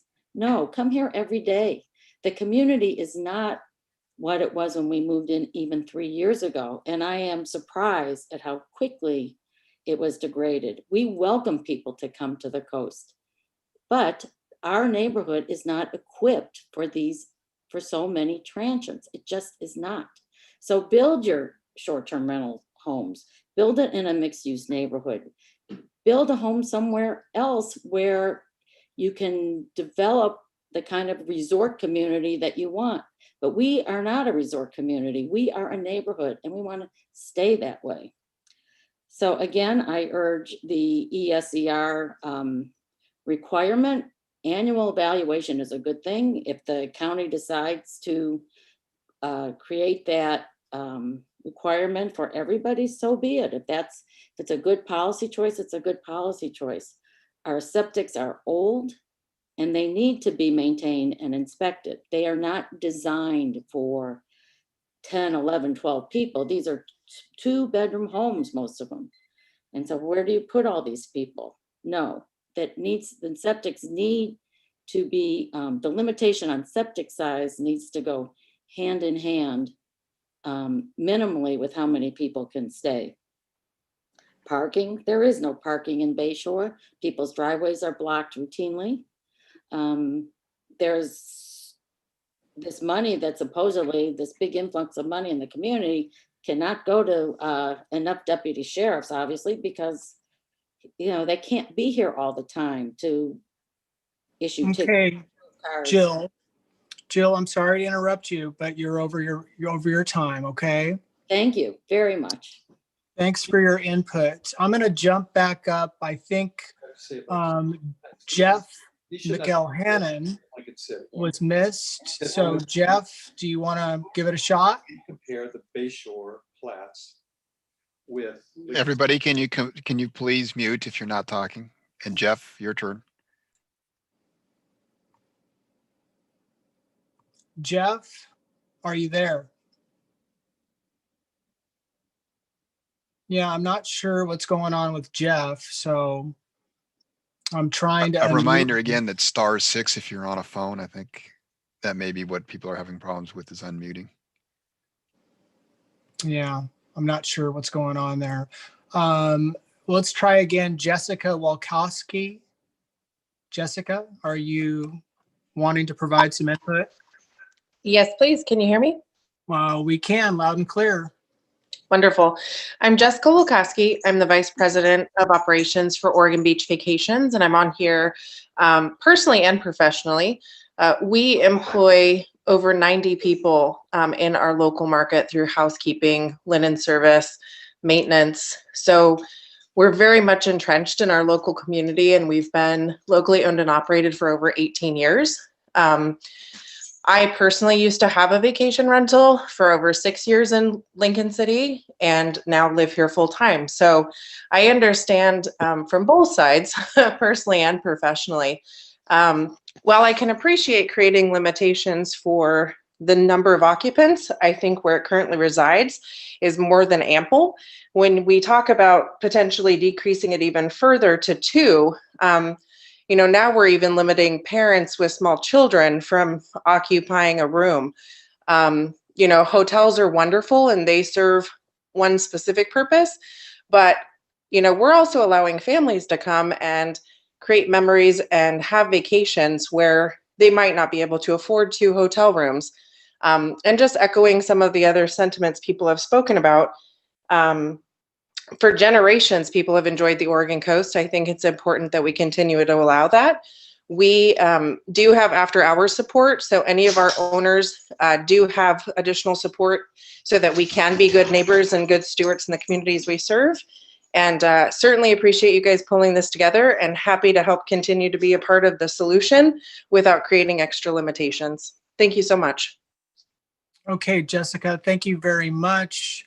Our next 3 in the queue are David Steinberg, Jim Caldy, and John Mace. Let's start with David Steinberg. Are you there, David? Present, yes, sir. Okay, we can hear you.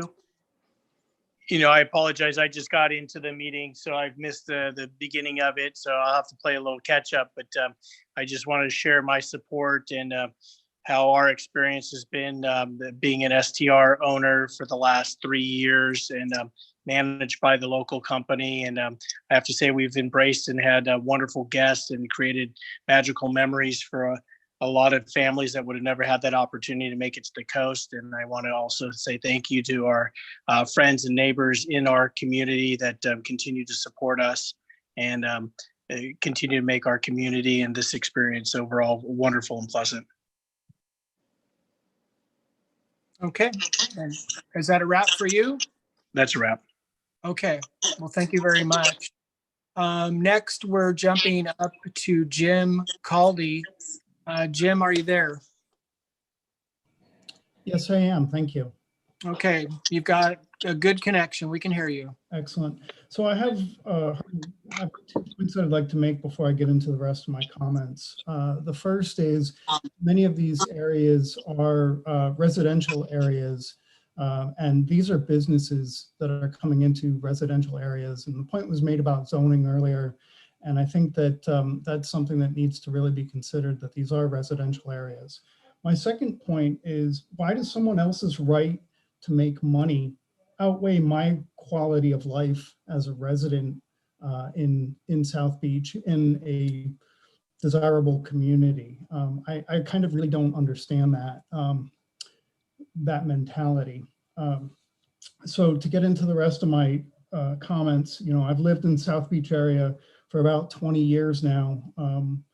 And we've noticed many changes in our neighborhood through those 2 decades. When we first moved here, there was a strong sense of community in our neighborhood. People knew each other.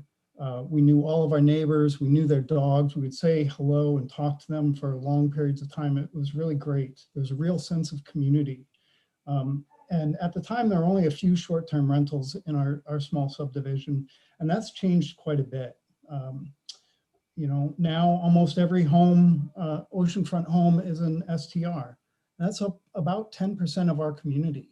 You know, this is a small neighborhood, and there's 10% of the homes, more than 10% of the homes are STRs. And that really brings a palpable and disappointing change to a neighborhood. You know, I don't know who these people are anymore. You know, we've had issues with large gatherings at homes with inadequate parking. We've had drunken couples arguing in the street at 3 o'clock in the morning. We've had petty theft. I've had my car gone through. We've had trespassing issues. We've had issues with illegal fireworks on the beach, not just at the 4th of July, but year round. We've had problems with people burning fires that burn in the middle of the summer after what happened in Otis this last September. You know, these are real issues. We've had trash cans left out for days, and we have a bear in the neighborhood that really likes these trash cans. We've got problems with speeding through the neighborhood.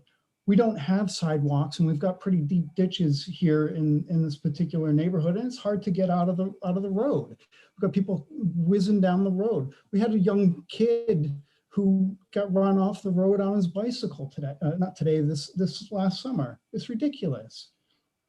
So individually, these are all small issues, but it's death by 1,000 cuts in neighborhoods that used to have a real sense of community. And I'm really thankful for Jill Stone for bringing that up, because that is a big part of why I am really against STRs. Many of these properties were built under different building codes for single families that are being repurposed and altered to accommodate crowds without changes to the existing septic systems on small lots with poor drainage. People are talking about maintaining septic systems. These septic systems were built for a family of 4. When you've got 12 or 16 or 20 people in there, they can't handle it.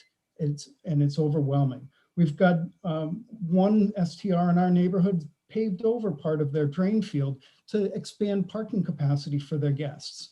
And as you can imagine, that's led to some pretty icky problems. Again, this is death by 1,000 cuts.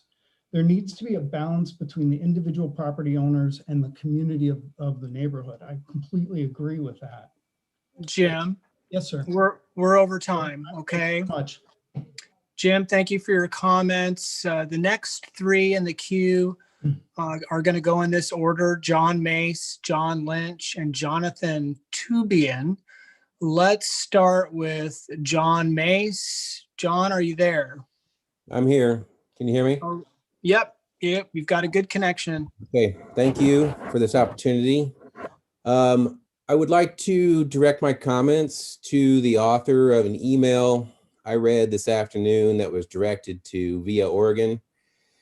And essentially, I'll spare everyone from some of the obscene language, but it, in a nutshell, said short-term rental owners, operators were a bunch of greedy bleeping bleepity bleeps. And I thought to myself, this person doesn't know me, doesn't know my story, but has lumped me into some idea of a fictional character and has satiated himself with that picture. So I thought I'd take a minute to introduce myself. I'm 48 years old. I live in Portland. 15 years ago, I bought a rinky-dink shack of a house, my first home in Portland, a fixer-upper, which I still live in. I worked very hard to earn the money for that house. And the next 8 years, I worked even harder, triply hard, to buy a second home in Newport. And we currently reside there when we can. And when we're not there, we allow it to be rented as a vacational unit. And it is essentially a legacy to my children, to my family. It is a pursuit of the American dream. When I read this email, I thought to myself, was I wrong? Did I mistake? Did I misunderstand the American dream, that I could not pursue this venture to provide retirement for myself? I don't know about many listeners on this group, but I didn't start saving for retirement until I was in my mid 40s. I'm 48 now, so I've only got a few years into that. There won't be Social Security for me when I get to of age. This is my future. I don't understand the opposition to me wanting to try and get just a little nugget for my family. Those folks who live there, part of the 15 neighborhoods, they have their little nugget and they're doing their best to preserve it. But there is a balance. There is change. Every day there is change. The world changes, the future occurs. And ultimately, I think that the only way forward is to acknowledge that there is change, and that the only way forward is for all to work together to find the balance, that which gives some that which they want and takes away from others, but everybody gets a little bit of the pie together, and it works out in an equitable, balanced way, and not heavy on one and none for the other. So thanks for this opportunity. And if you see me at Ace Hardware, let's commiserate about rotten siding on our houses and not fight about this, whether we can or we can't use our homes to our best effort. Thank you. Okay, thank you, Mr. Mace. We've got another John. This would be John Lynch. John, are you ready to go? Hi, Casey, I am. Thank you. Okay, good. You've got a good connection, John. And I don't have a script. However, let me give you some background. I've been a realtor and a broker owner for 46 plus years here in Lincoln County. I also own 3 vacation rentals. And so as a realtor and an owner of vacation rentals and a person who's lived in the communities and nice subdivisions, I understand a lot of what everybody has testified. And first of all, I want to thank the people who have testified, because I think they've put out some great information. I want to especially point out Chad Trumper and the 3 Garys, Gary Bradley, Gary Petrell, Gary Wesky, and also Heather Braun. You guys have really nailed it. And I recognize Jill Stone and Jim Caldy, who live in Surfland, which is an area that has traditionally been a neighborhood that has turned into a vacation rental. And I understand the frustration of that particular neighborhood. I want to talk about a few things that haven't really been dealt in. As far as occupancy, there's no data that supports this 2-person per bedroom rule that wants to come up. In fact, 2 years ago, I went to the county sanitarian and I said, what is the regulation? And he said, it's 3-person per bedroom plus 2. And I said, where does that come from? Does that come from the state?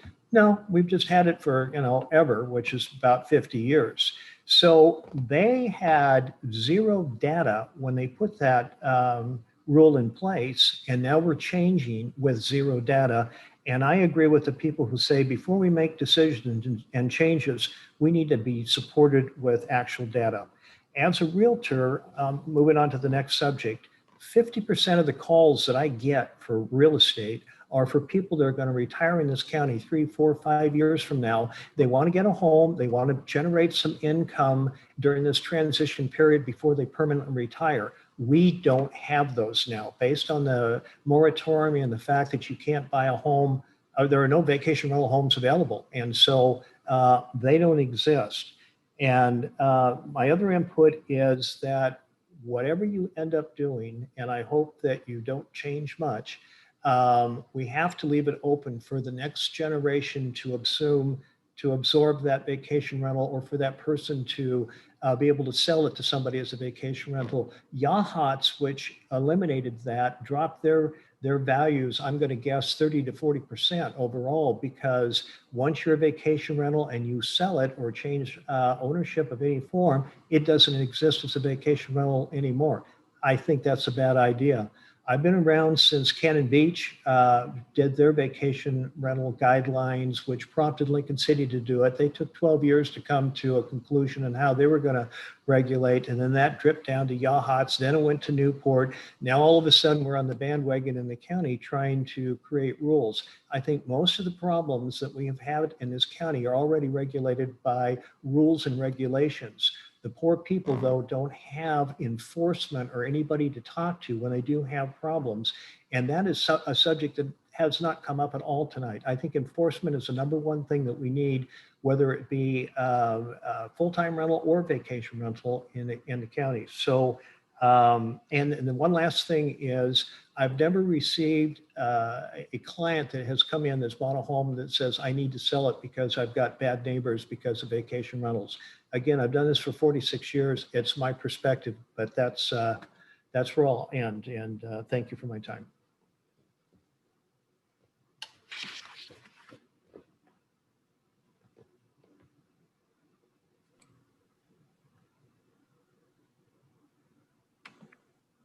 Casey, you're muted. Okay, I'm muted. Sorry about that. Jonathan Tubian, are you there and with us? I am here and I am ready. Okay, go for it. Good evening. My name is Jonathan Tubian. First, I want to thank everyone for this opportunity to speak on this evening's topics. My family recently purchased a home in the unincorporated area of Wellport. My family is a family of divers, fishermen, crabbers, spearos, coastal range hunters, and beach enthusiasts. Needless to say, we spend a very unusual amount of our free time at the Oregon coast. The Central Oregon coast has always been our favorite Pacific destination, so we purchased our home as a place for our family to congregate, to provide for easier access to our favorite places and activities, and to retire in the near future. While I am thankful that we were able to secure a crucial component of our retirement plan, maintaining an additional household is an added expense that we plan to offset by offering our property as a vacation rental for part of the year. Our intentions are only to gain enough income to provide toward our property taxes, utilities, maintenance, and to help prepare the home for our own exclusive use when the time comes. We've met most of our new neighbors these last few months and even befriended a couple of them. One of our larger concerns in our decision to rent the property was the impact it may impose on our neighbors with whom we will be living within our small community. To mitigate this concern, we decided to contract with the property management group, Sweet Homes, who is well known for screening against the occasional undesirable tenants, meeting the guests as they arrive, which also serves to deter unexpected additions, and to meet with the neighbors to inform them of upcoming guests and to provide 24-hour contact information for the unlikely chance that something occurs with the guests that adversely affects our neighbors. Our house is designed to be the ideal home for a small family. However, even though there's plenty of room and comfortable sleeping arrangements for a family of 6, we in fact have slept 10 family members and 3 family dogs quite comfortably. It is technically only a 2-bedroom house despite its size.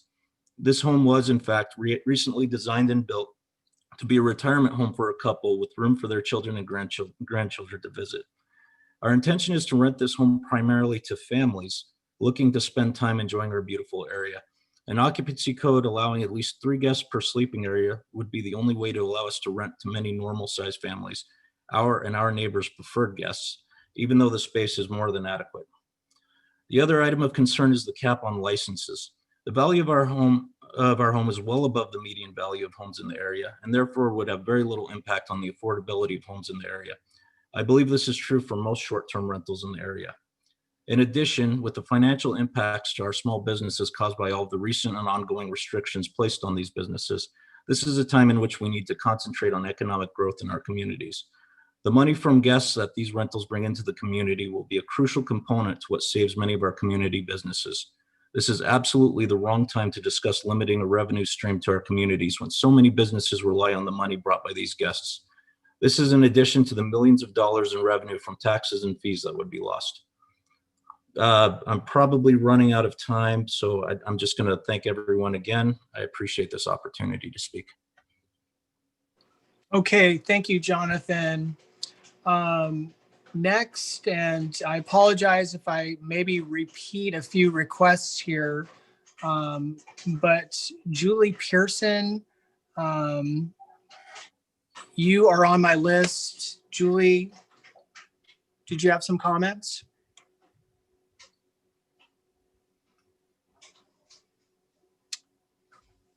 Okay, let's move down to Kelly Gresh. Kelly, are you with us tonight?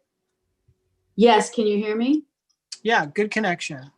Great, thank you so much. I'm really impressed by all the comments I've been hearing from everybody. And I don't want to waste my 3 minutes to reiterate how fabulous, a lot of the comments are. My biggest concern, and let me introduce myself. I've owned the property for 20 years, my husband and I, and we built it from scratch on the cliff in Pacific Shores. And it sat empty 9 months to 10 months a year for the last 16 years. And that's a lot of taxes and a lot of worrying about, when we come up in the summer, what's it going to look like? And I was blessed to have this place and to be able to raise my twin boys and spend the summers there and make friends with all the neighbors. But recently we had a brouhaha in our neighborhood of Pacific Shores. And, we quickly on a dime turned it into a rental. I wanted to protect my property rights. And I think that if I can speak to something that maybe hasn't been talked about enough, it's the bundle of rights. And I'm concerned going forward for my children and everybody else. I mean, and I know these people mean well and they don't want their neighborhoods to turn into motels, but who are you leaving your property to? Your children. And do they have jobs in Newport? Can they support it? Can they pay the very expensive property taxes in Oregon? I live in Las Vegas, but literally I want to retire there and we're very close. And, I never thought of this. I mean, shame on me, 9 months of sitting empty for 16 years. The ick factor, I think, is what got me. And I'm with Meredith and it's fabulous. I have my own cupboard. I keep my own linens. I mean, once I realized we all stay in hotels, there's no ick factor. And I have cameras, I monitor everything. There has literally been no legitimate complaints in my neighborhood. And so quickly, I don't want to run out of time. I've written a lot of letters to you guys and I hope you guys are reading them, but I have a real concern about the people, the repeated offenders making complaints literally when there is no complaint, calling and saying there's 4 cars when there clearly isn't. It's an outright lie. I don't want to spend a lot of time on this. I hope that in these new regulations, you guys will consider that. The jobs, everyone's touched on a lot of these things, but something that you haven't touched on is I fear for the elderly. There was a vote in our neighborhood and we got some information out and people hadn't even considered this, but if you need long-term care or all of a sudden you don't want to just rely on what, your Medicare is going to afford for you. Suppose you want to move into the valley with your family for 6 months and put your husband or your wife in a better facility. You want to keep using your own property. There's all this talk about, there's not enough housing available. And even my own septic guy said to me, well, what about that? And I said, well, I would lose the use of the home. I use the home. I'm coming up in 2 weeks. I use the home. I want to keep using the home. And I love the area. I love the neighbors. I mean, it's gotten a little ugly. I am concerned about this 15 neighborhoods group. I will tell you some of the stuff that's been going on is a little scary. Suppose you're all of a sudden a widow and you don't have any way to support yourself anymore. And short-term rental would be a way for you to do that. It's very scary what's happening. We're talking about basic property rights. And I'm super concerned about the false reporting. And I thought this was going to be a forum where we could ask and get answers. And I have written to you guys, and I hope there's another way where we can get answers. But the false reporting scares me tremendously, because our neighborhood, Pacific Shores, has had no problems. I mean, if you drive through there, it's beautiful.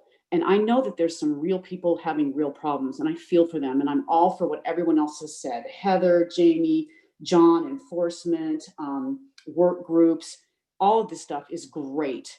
And I hope that happens.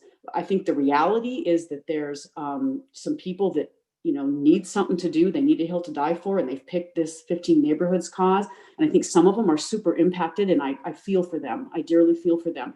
But I think 95% of the people complaining are not impacted at all. And I know that's the case in my neighborhood. And I'm just concerned about my rights. What if something happens to my husband? What if, look at this pandemic, look what's happened to us. I don't want my property rights taken away. And I'm just scared that, in a small community like that things can happen quickly without us knowing. And I'm just super.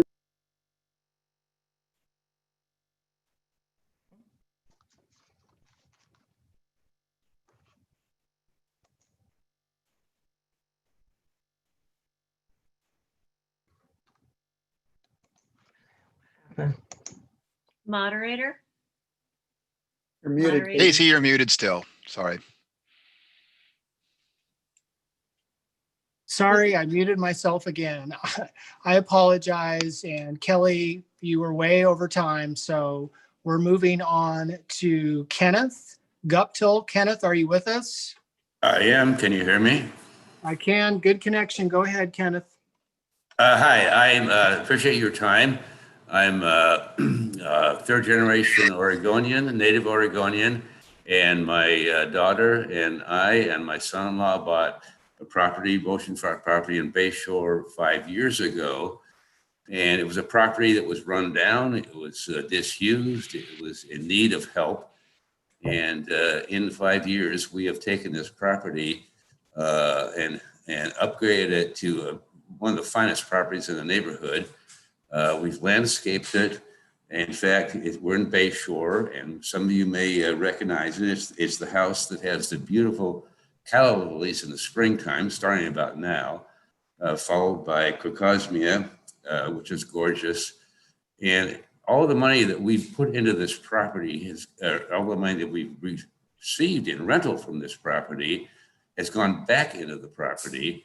And we've had many comments from neighbors, even some of the people who are now apparently the enemy, the 15 neighborhoods, even many of them have commented on how beautiful the property is now. Yes, we do rent it. We use it primarily for our family, grandchildren, children, cousins, mothers. My mother's 102. She still enjoys it. And we feel that we've taken a property and enhanced the neighborhood, and as well as enjoyed ourselves. We have a person that has been taking care of the property, cleaning the property for 5 years. He's a local resident. He has a number of STRs that he takes care of. He told me since we delisted from VRBO when we were advised by the county that we need to do so, that he estimates that he'll probably lose about $15,000 in income from several STRs that he services, he cleans. A man that has some problems with health insurance, a problem with a wife that has MS. This will hurt him. We employ numerous contractors, as well as all hardware stores, the grocery stores around here. We pay, I think in 2020, probably about $11,000 in property tax and lodging tax to Lincoln County. And we feel that we've been an asset to this area and really don't understand why this movement of people who, I don't know what their issue is, but that's all I have to say. Thank you. Okay, thank you very much. And next on my list, and she may be a staff person that didn't get correctly invited. Kristen, are you wanting to provide input or are you just listening in? Thank you. Okay, thanks, Kristen. Sorry about that. Okay, moving on to Lori Hines. Are you with us, Lori? Okay, yeah, we can hear you. I'm here. Can you hear me? Yep, good connection, Lori. Great, thank you. My name is Lori Hines. I'm a co-founder of Via Oregon. I'm a short-term rental host and I live here in Lincoln County. I appreciate the opportunity to speak to you tonight. I am concerned because I feel that the county appears to be making decisions in a vacuum. When Lincoln County shut down STRs this spring, Lincoln County had the highest unemployment rate in Oregon. STRs provide 20% of county employment. They provide $192 million in local wages. They provide 3,600 jobs in this county. Visitors to our homes spend $105 million on local travel, and our guests spend $27 million in local restaurants. Homeowners who own STRs spent $3.8 million in construction and renovation in 2019, nearly all of which went directly to the local economy. Finally, I would like to remind everyone that Lincoln County has been hosting visitors in private homes since the 1800s. This is not a new phenomenon. This is part of our economy, and it's a very vital part of our economy. The county received over $11 million in taxes from short-term rentals. I would ask the opponents of short-term rentals what they propose to replace funds that are so critical for the health of our economy. Thank you very much. Okay, thank you. The next three I've got in the queue is Lori Bennett, Linda Fender, and Marcy Cuffman. Lori Bennett, you are unmuted if you're ready. Lori Bennett. Hi there. Thank you so much for letting me speak tonight. I don't have anything prepared. I've already sent my letter. Hopefully it went through appropriately. But I just want to say that having had my entire extended family be in Oregon and separated from them by living in a different state, coming to Oregon every summer to visit my grandparents on both sides was highlighted by the 4-day trip every year to the Oregon coast. And when I was a little girl, I said to myself, if I ever had the opportunity to live here in this most gorgeous place that I've ever seen, that was going to be my dream. And as I grew up and got married and introduced my husband to the Oregon coast, he fell in love with it as much as I did. And lately, we've not been happy where we're living. We want to move there as soon as we can. We bought a home a year and a half ago at the coast, and we decided to make it an STR, much like many other people have done, not so much for an investment, but to bridge the gap between now and when we can retire and move there permanently. The idea that 15 neighborhoods is proposing to ban the STRs entirely, and the idea that the county or anybody is even considering to cap the number of people, to cap the number of STRs, to basically limit my rights. What you're doing is trampling on my dream to live at the Oregon coast.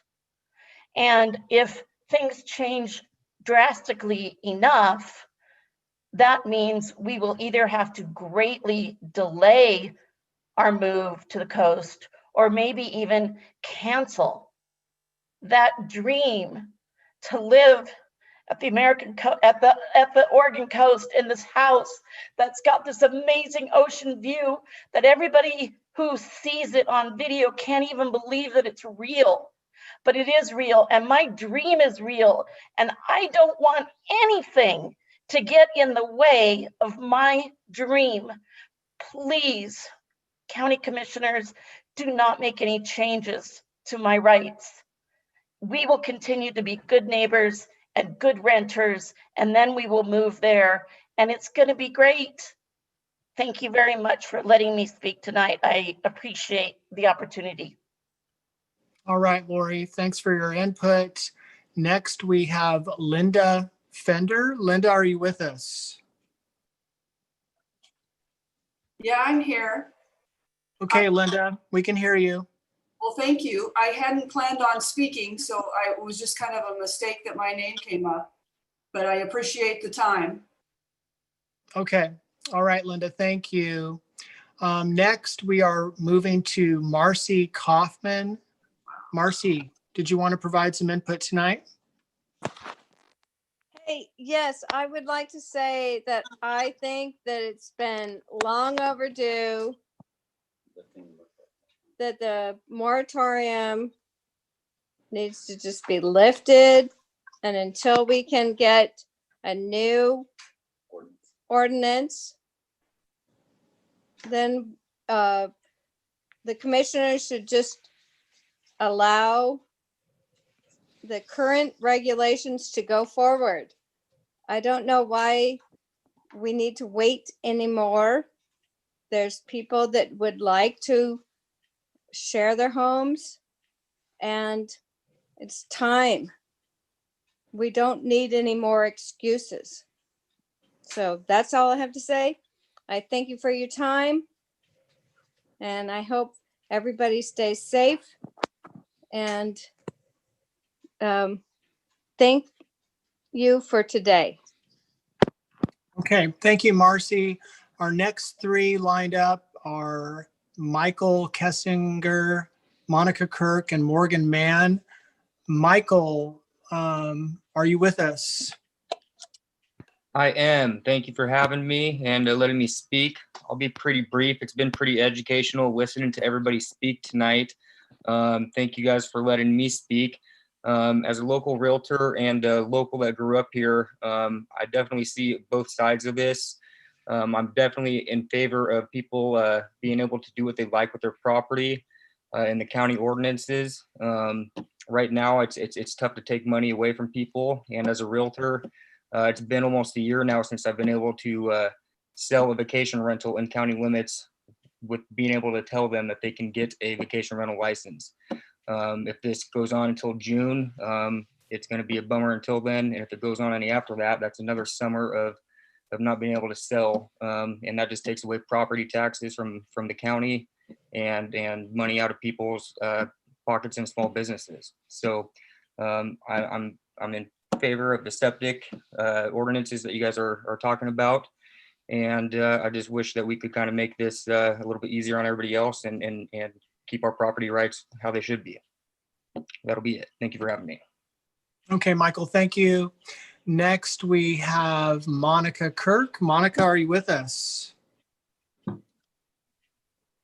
Monica Kirk.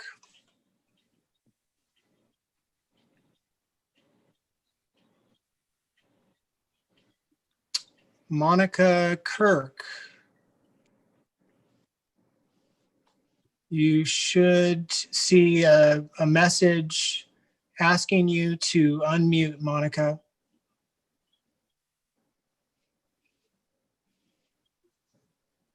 Thanks, Casey. Okay. Okay. Yeah, Monica, I've got the timer set at 3, so we can hear you. Okay, sounds good. I wanted to, I'm a member of 15 neighborhoods. I'm on the steering committee of 15 people. And I do want to give kind of a shout out to one of the other co-petitioners, and her name is Marge Farnes. She can't be here with us tonight. She's 90 years old. Her message, she was actually the person who stimulated Morocco to begin looking at short-term rentals. Marge and her husband bought a property here in 1968. They built on it while they lived in Corvallis. Dr. Farnes was teaching. And Marge is a stone artist, sculptor. And then they kept, they would come out here, live in a tent, or they build a shed. But Marge's question always to us when we got together for our meetings was, I don't understand why people buy a house they can't afford, and why they have to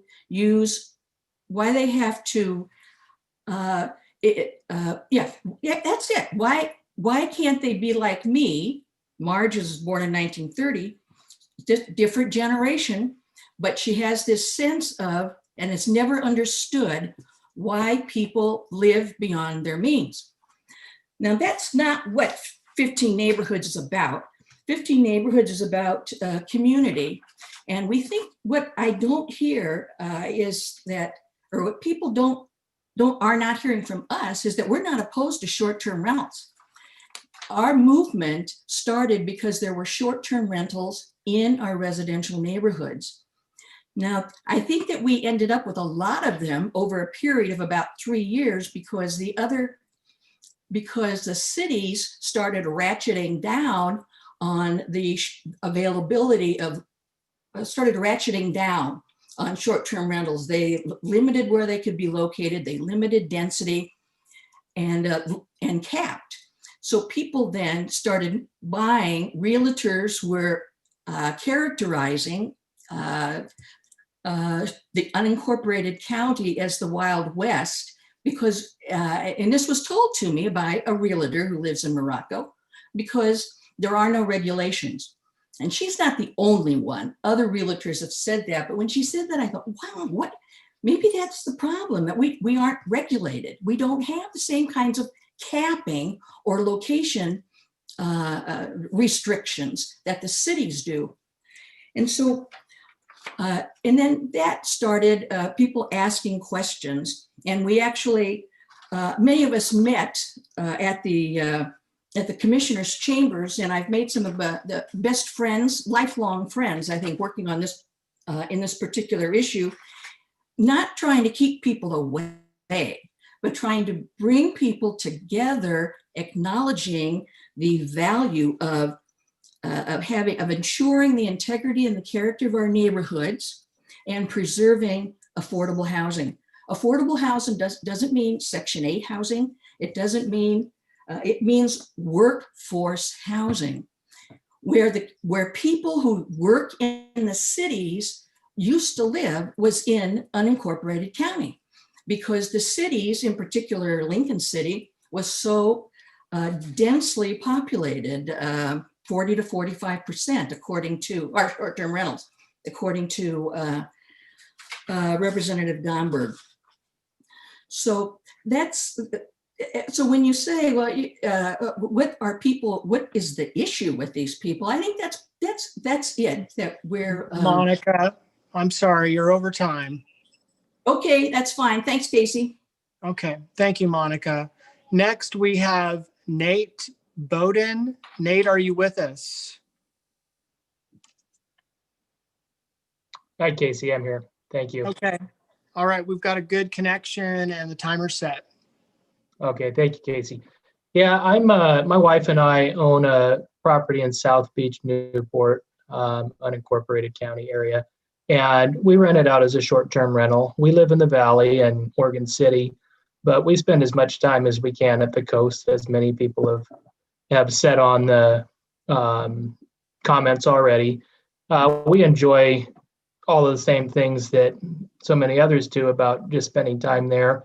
Do a lot of fishing in the summer and have a boat there on the marina in Newport. Anyway, I also manage several short-term rental properties in unincorporated Lincoln County, and I echo a lot of the the same comments that have been made already regarding being for support of short-term rentals. And a couple of the things that have been mentioned but haven't been brought up too much is just about the affordability of housing. I've also been a licensed realtor for nearly a decade, and the problem that Lincoln County is seeing with the affordability of housing isn't isolated to Lincoln County, and we're acting as if Lincoln County is a vacuum to itself in that, but it's a nationwide issue that is at the forefront of the housing market all across the country. And when we talk about affordable housing, what does that mean for our communities?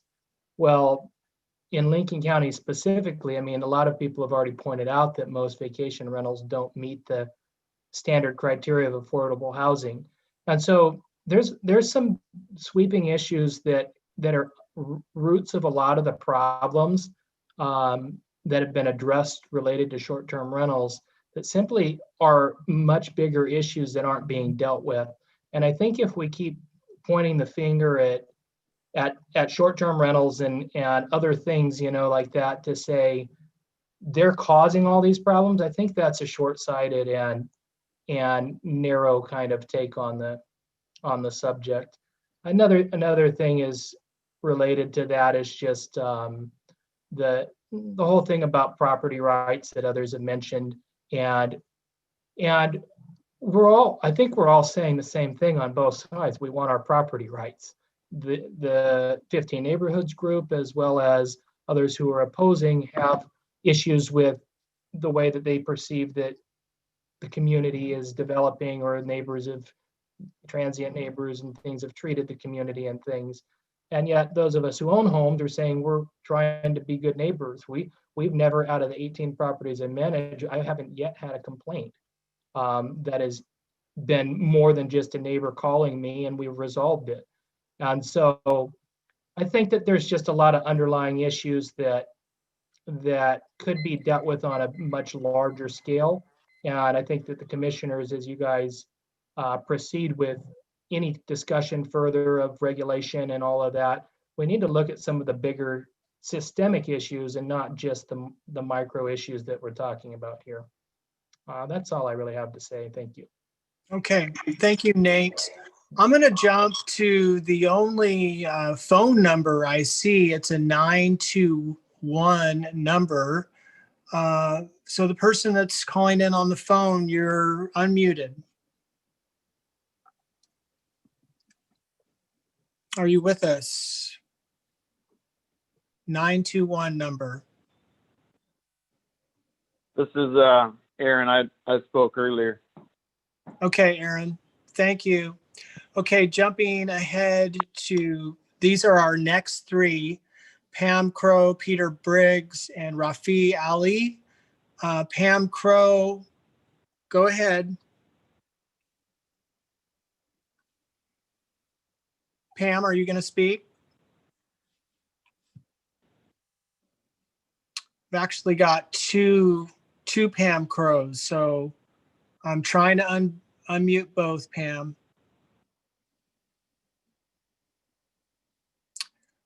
Okay, we're going to jump ahead to Peter Briggs. Peter, are you with us? I am with you. Can you hear me? Yeah, we sure can. Perfect. Good evening. My name is Peter Briggs. Thank you very much for this opportunity to share our thoughts and concerns with you. My wife and I own a house within unincorporated Lincoln County and maintain the house as a short-term rental that we use for our own temporary residence for periods of time. My wife's family have had a house in the same neighborhood for 23 years. Our permanent residence is outside of the county in far, far away Alaska. This is our second home and we love it. In the winter, it's much warmer, but also wet. Prior to my comments, I would like to state that I'm pretty discomforted with an action that happened for some of the postings or the comments that were made public, where someone provided the names and locations of people. While this information is available in property records, there's a level of intimidation knowing that someone has gone to the effort to dig this up and share it. The point of this information, I believe, is that they were trying to indicate the number of non-resident owners. but that could have easily been summarized without naming names. Perhaps it was not intended as such, but it is intimidating to provide comment in such an atmosphere, and it's just not fair. I would request that the board redact the names, locations, and personal information from the public record, except when approved by the person named. I think there's an element of fairness in that. Then for my comments, my wife and I believe that short-term rentals provide a real and quantifiable benefit to the community, but we do need rules and enforcement in order to protect residents and rentals alike from the actions of a few that spoil it for the rest of us. Whether these few are renters or the management companies that shirk their responsibilities or those that have it out for rentals, we do feel that the current rules and regulations were thoughtfully developed and that they shouldn't be modified significantly. Enforcement seems to be the issue. As we are not familiar with the level of complaints or issues that have been experienced, we place faith in those that report them, and that if enforcement and punishment isn't working, those processes need to be revised, enabled, and funded. This enforcement needs to also apply to false or specious complaints. Another important theme is how neighborhoods might be changing. Unfortunately, there's no easy solution to this, and SDRs should not be a scapegoat for what is fundamentally a shift in the coastal housing market, major changes in the economy, and cultural changes in general. I would hope that whether neighbor or visitor, the atmosphere can still be friendly and kind. My wife and I, and many of those who have commented and written letters, strive to be good neighbors. As a group, we manage our properties on our own or with the help of a reputable management company. We and our managers impose expectations and requirements on guests and enforce them. We try to work proactively to deal with issues quickly and effectively. In the same spirit, we believe that this current process can be thoughtful and deliberate. Determine which facts need to be examined, assess them, and then review existing requirements and processes. While we believe that fine-tuning is what is needed, it may require more significant changes. The important thing that there is a fair middle ground where we can meet. We may not get everything that we individually want, but we could find compromise. A direct example of that is garbage. To avoid any impact on our neighborhood, we pay Thompson Sanitary to go into our property. And does it have me at 3 or is that a warning? Yep, you're at, yeah, I'm sorry, Peter, you're at 3, yes. That is all good. Okay, well, thank you. I'm gonna jump back up to a possible miss here, and that's Morgan Mann. Morgan, are you with us? Yeah, I am. Can you hear me? Yes, loud and clear. Great, thank you. And thank you for giving me the opportunity to talk. My name is Morgan Mann. I'm a homeowner with my wife in the Beverly Beach area of Lincoln County. We've owned our home there for about 12 years and have shared the beautiful coast experience with family and friends. We've also opened our home to short-term renters over that period of time. I think like the efforts to eliminate or further reduce the ability of property owners from providing short-term rentals would really be very short-sighted and selfish on the part of a few special interests who are really putting their desires above the needs of the county.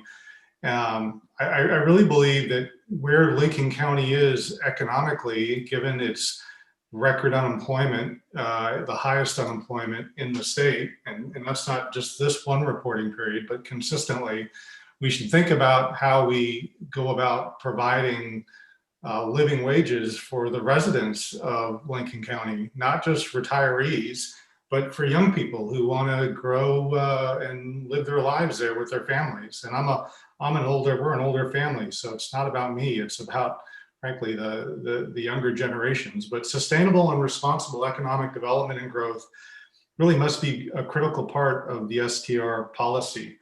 I think, again, the unemployment in Lincoln County, obviously is a big negative. It contributes to substance abuse and mental health issues.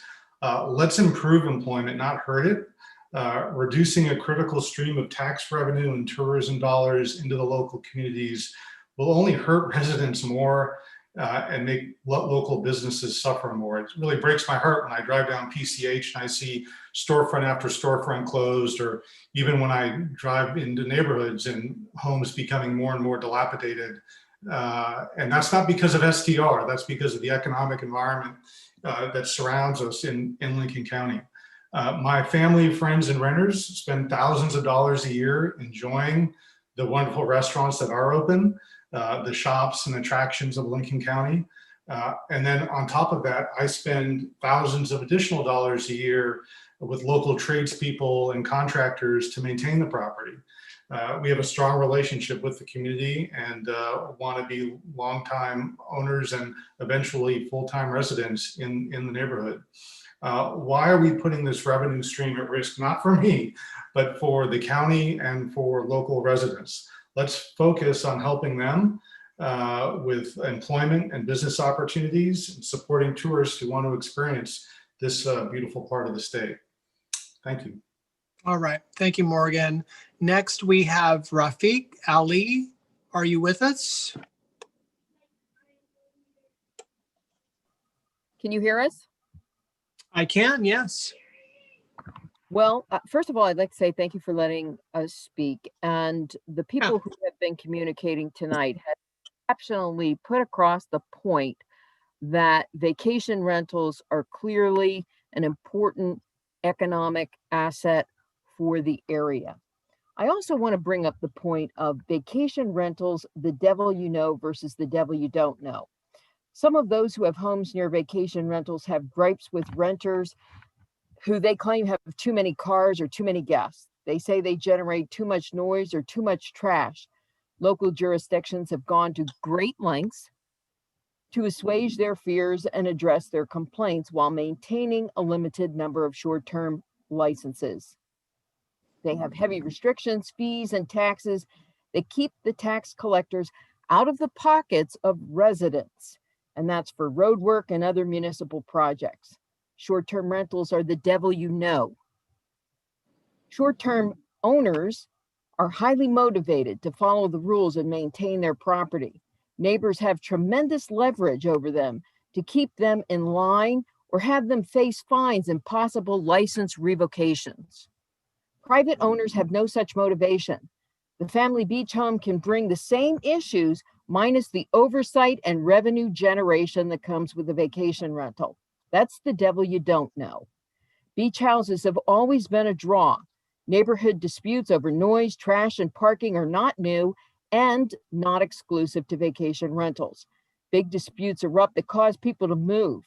It may be worth considering the benefits of neighbors who are motivated to keep in line and provide financial support to the community versus rolling the dice with a potential neighbor who can afford beach property for themselves and has nothing to lose. So I hope you'll take that into consideration, and I appreciate the time. All right, thank you. The next three we have in the queue are Reba Lovelady, Renee Ferreira, and Sandra Syret. We're going to go with Reba Lovelady now. Reba, are you with us? I'm with you. Okay, go ahead. You've got a good connection. I'm just going to state next time I'm putting 3 A's in front of my name. Okay. I am a resident of Bayshore, which is zoned residential.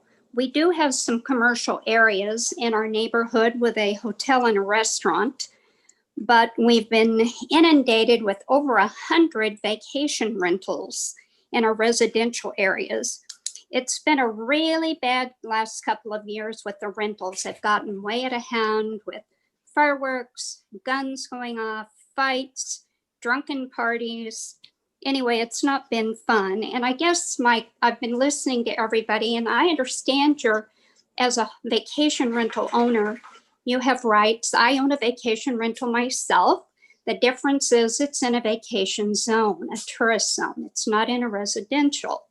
And my question is, how would you like all of this coming into your neighborhood? Houses on both sides of you having loud parties going on. We do not have a police force in Walport. So we rely on the sheriff, who is overtaxed, short-staffed. They just can't get out to all the calls. And a robbery or car wreck becomes before a noise complaint. I grew up locally, went away to college, came back, worked at the hospital. I rented a house in Newport. All of my friends were renting houses. And since I got interested in the issue, I drove around and looked at all of the houses that I lived in, my friends lived in, they have all become vacation rentals. And these are not upscale houses. These are small neighborhood houses that are now vacation rentals, which is taking away from a local person finding a rental. I know people at the hospital that drive from McMinnville, Corvallis, Albany. They cannot find a place to rent locally. In reference to septic systems are built for long-term use, not a gang of 25 people using it short-term, and we have counted 25 people in a vacation rental. It does happen. Let's see. I think that's about all I have, other than the tourists will keep coming. We're not against vacation rentals. I would just like them to be in a tourist or resort zone. Tourists will keep coming, they'll keep spending the money, but they'll stay in a house somewhere, not in my neighborhood, hopefully, or in a hotel. Thank you. All right, Reba, thank you very much. Next, we have Renee Ferreira. Renee, are you with us? I am. Can you hear me? Yep, we got a good connection. Okay, thank you. I own a condominium in Glen Eden Beach. It's a 30-unit condominium property, which has no full-time owners living in their units.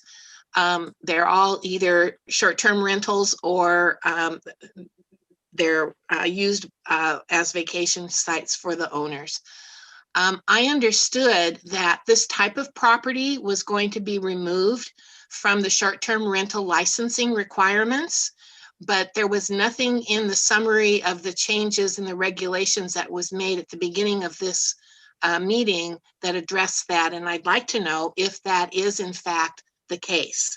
And I don't know if anyone can respond to that tonight or not. But if indeed it is the case, I would like to ask that when you do remove these types of properties from the licensing requirements, that it be done on an individual basis or on the property basis rather than the individual owner, so that the owners can choose which property management entity they wish to engage to rent their properties. I understand the other issues that are happening. This type of a property is exclusively for vacation people, and it's like a motel or hotel, and so it does make sense that it be removed. But I would like to know if indeed that is going to be happening. Thank you. Okay, thank you, Renee. I do want to take a moment here and mention this to staff. We have about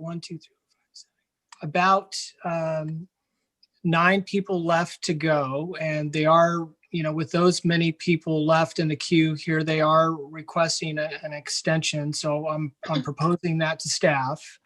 Casey, let's go ahead and do that. We'll extend and get everybody that's here heard tonight. Okay, so with that, next we are looking for Sandra Syret. Sandra, are you with us?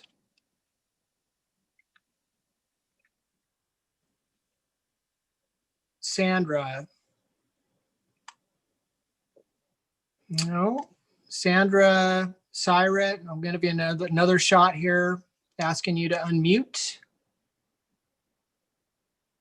Okay. Well, then let's move ahead, and Steve Butt, you're coming up to Shelley Woodkey. Shelley, are you with us?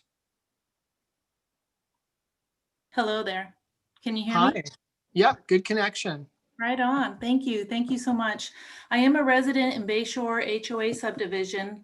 My husband was born and raised in Oregon, and over the years we have saved, planned, and bought our Bayshore retirement home in 2010. The foreclosure, it was a foreclosure and needed much repair, and we never rented it out. I have to breathe here. Now, living here full-time for the last 3 years in our retirement home, the house next door is an STR and it became active last year, and the other side just sold. Wow.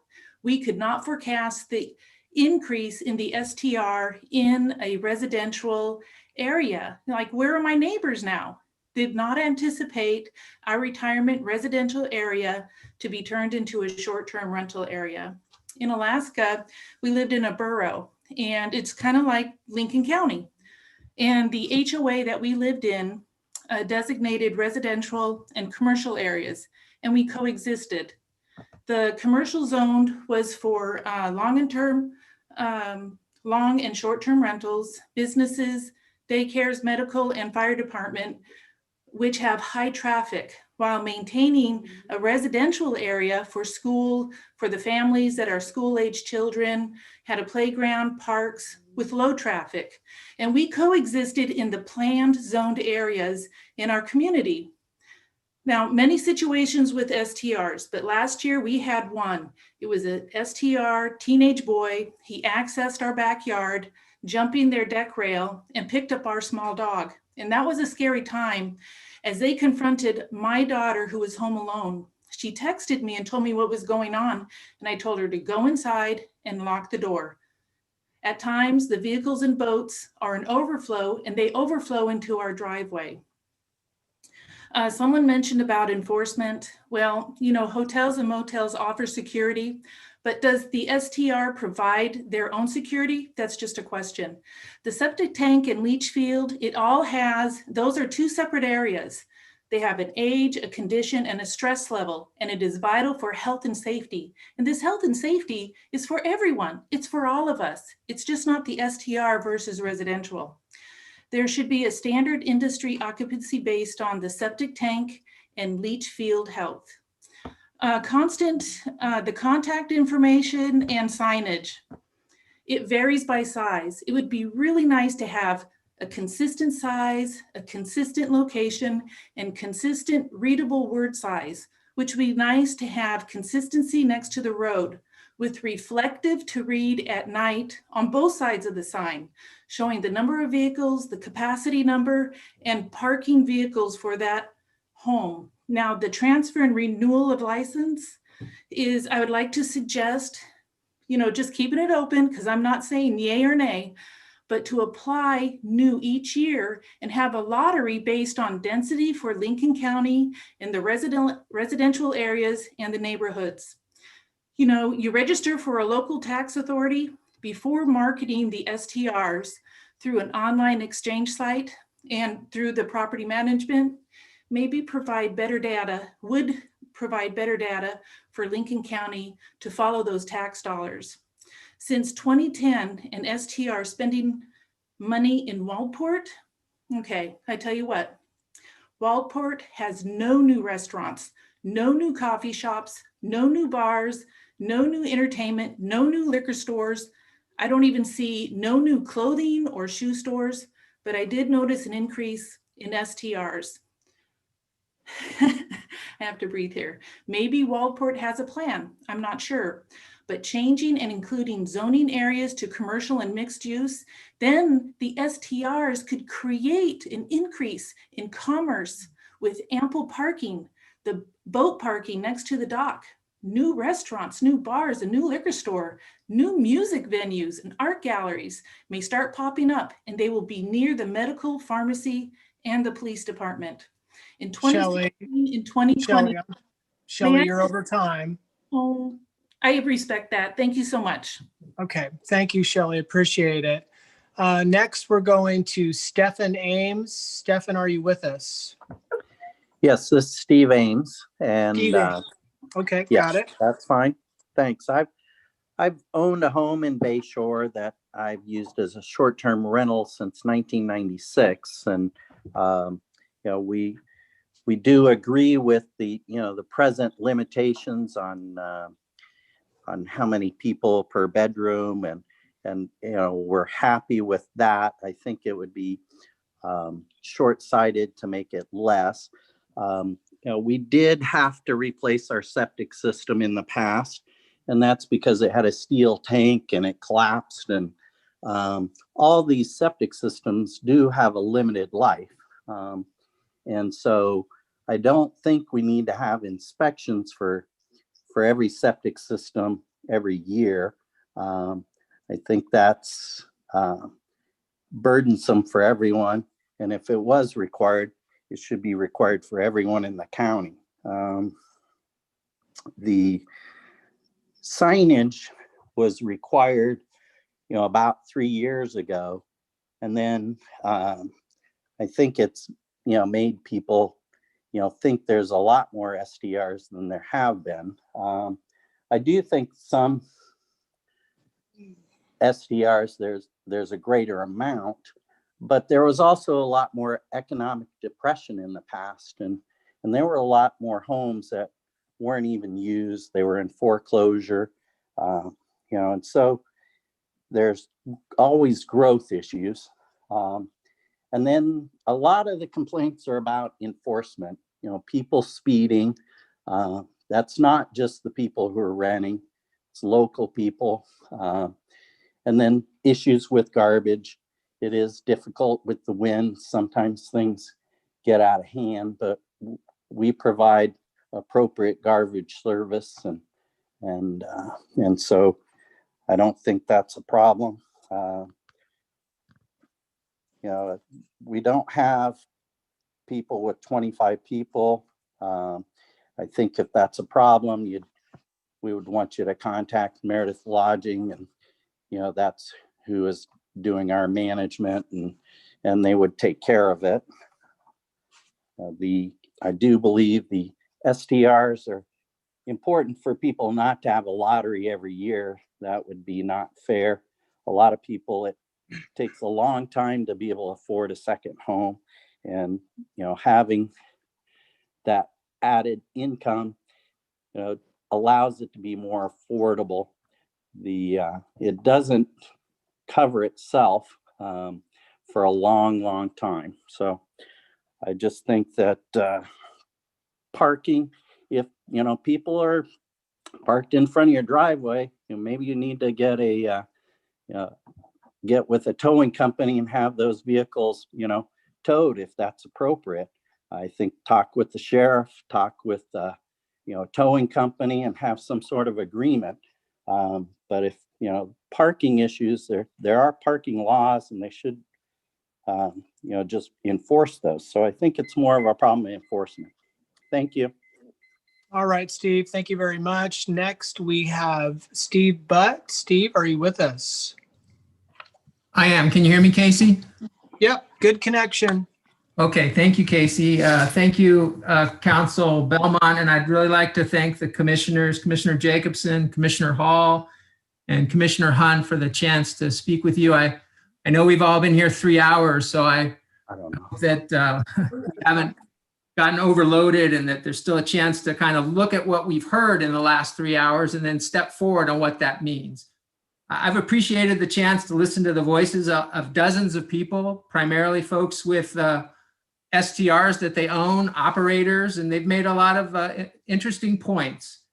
But when I look at what they've said, I've been playing a little bit of bingo here.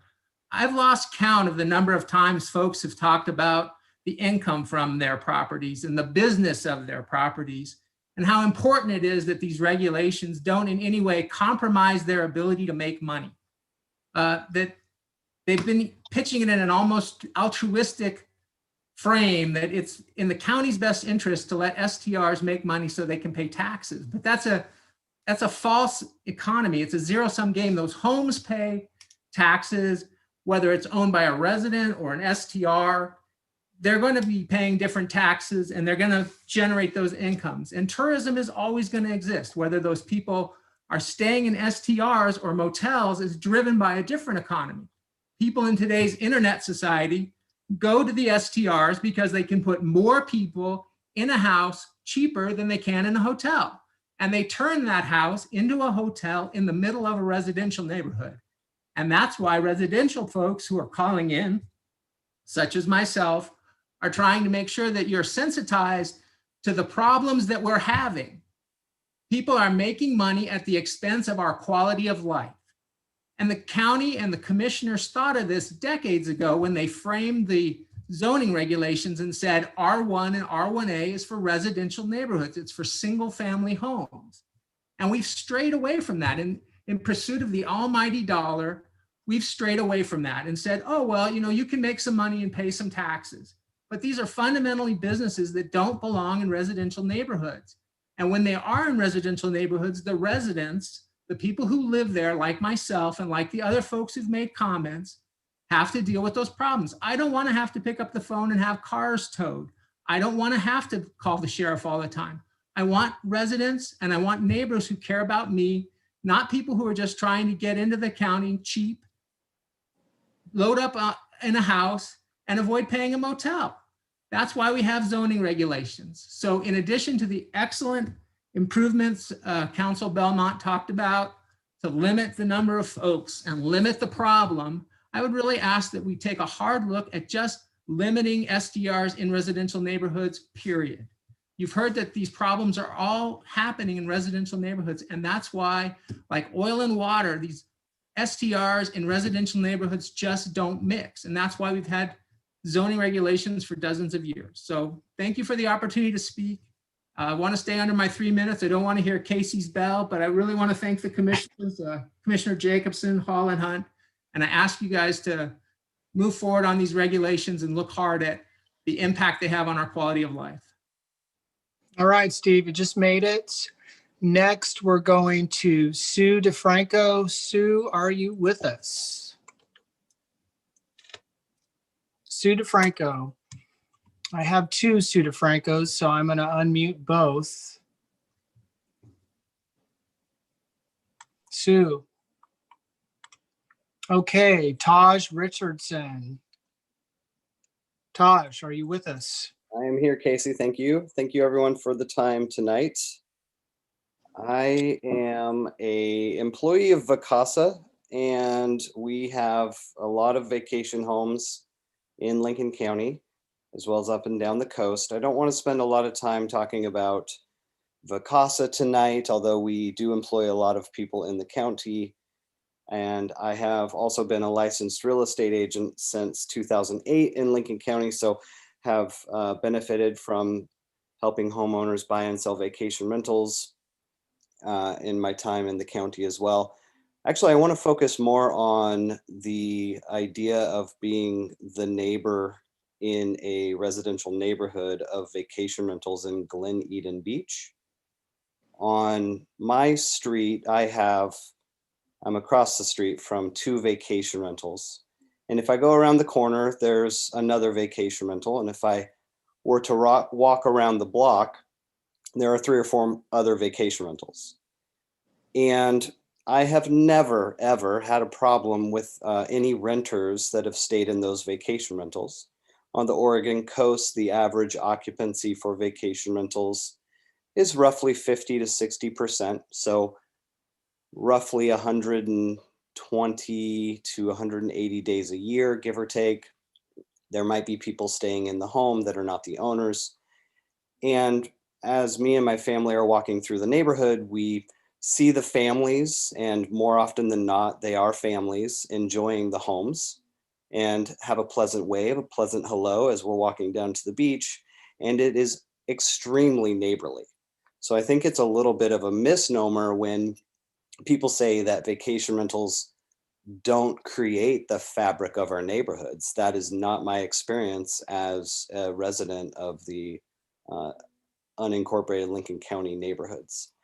And so I think that's critical to get that point across, that someone who lives in the county and is a full-time resident here, who's been lucky enough through the vacation rental industry to make a career and successful life here in the county because of vacation rentals, is able to live in a neighborhood with vacation rentals and see it as a very important part of our neighborhood.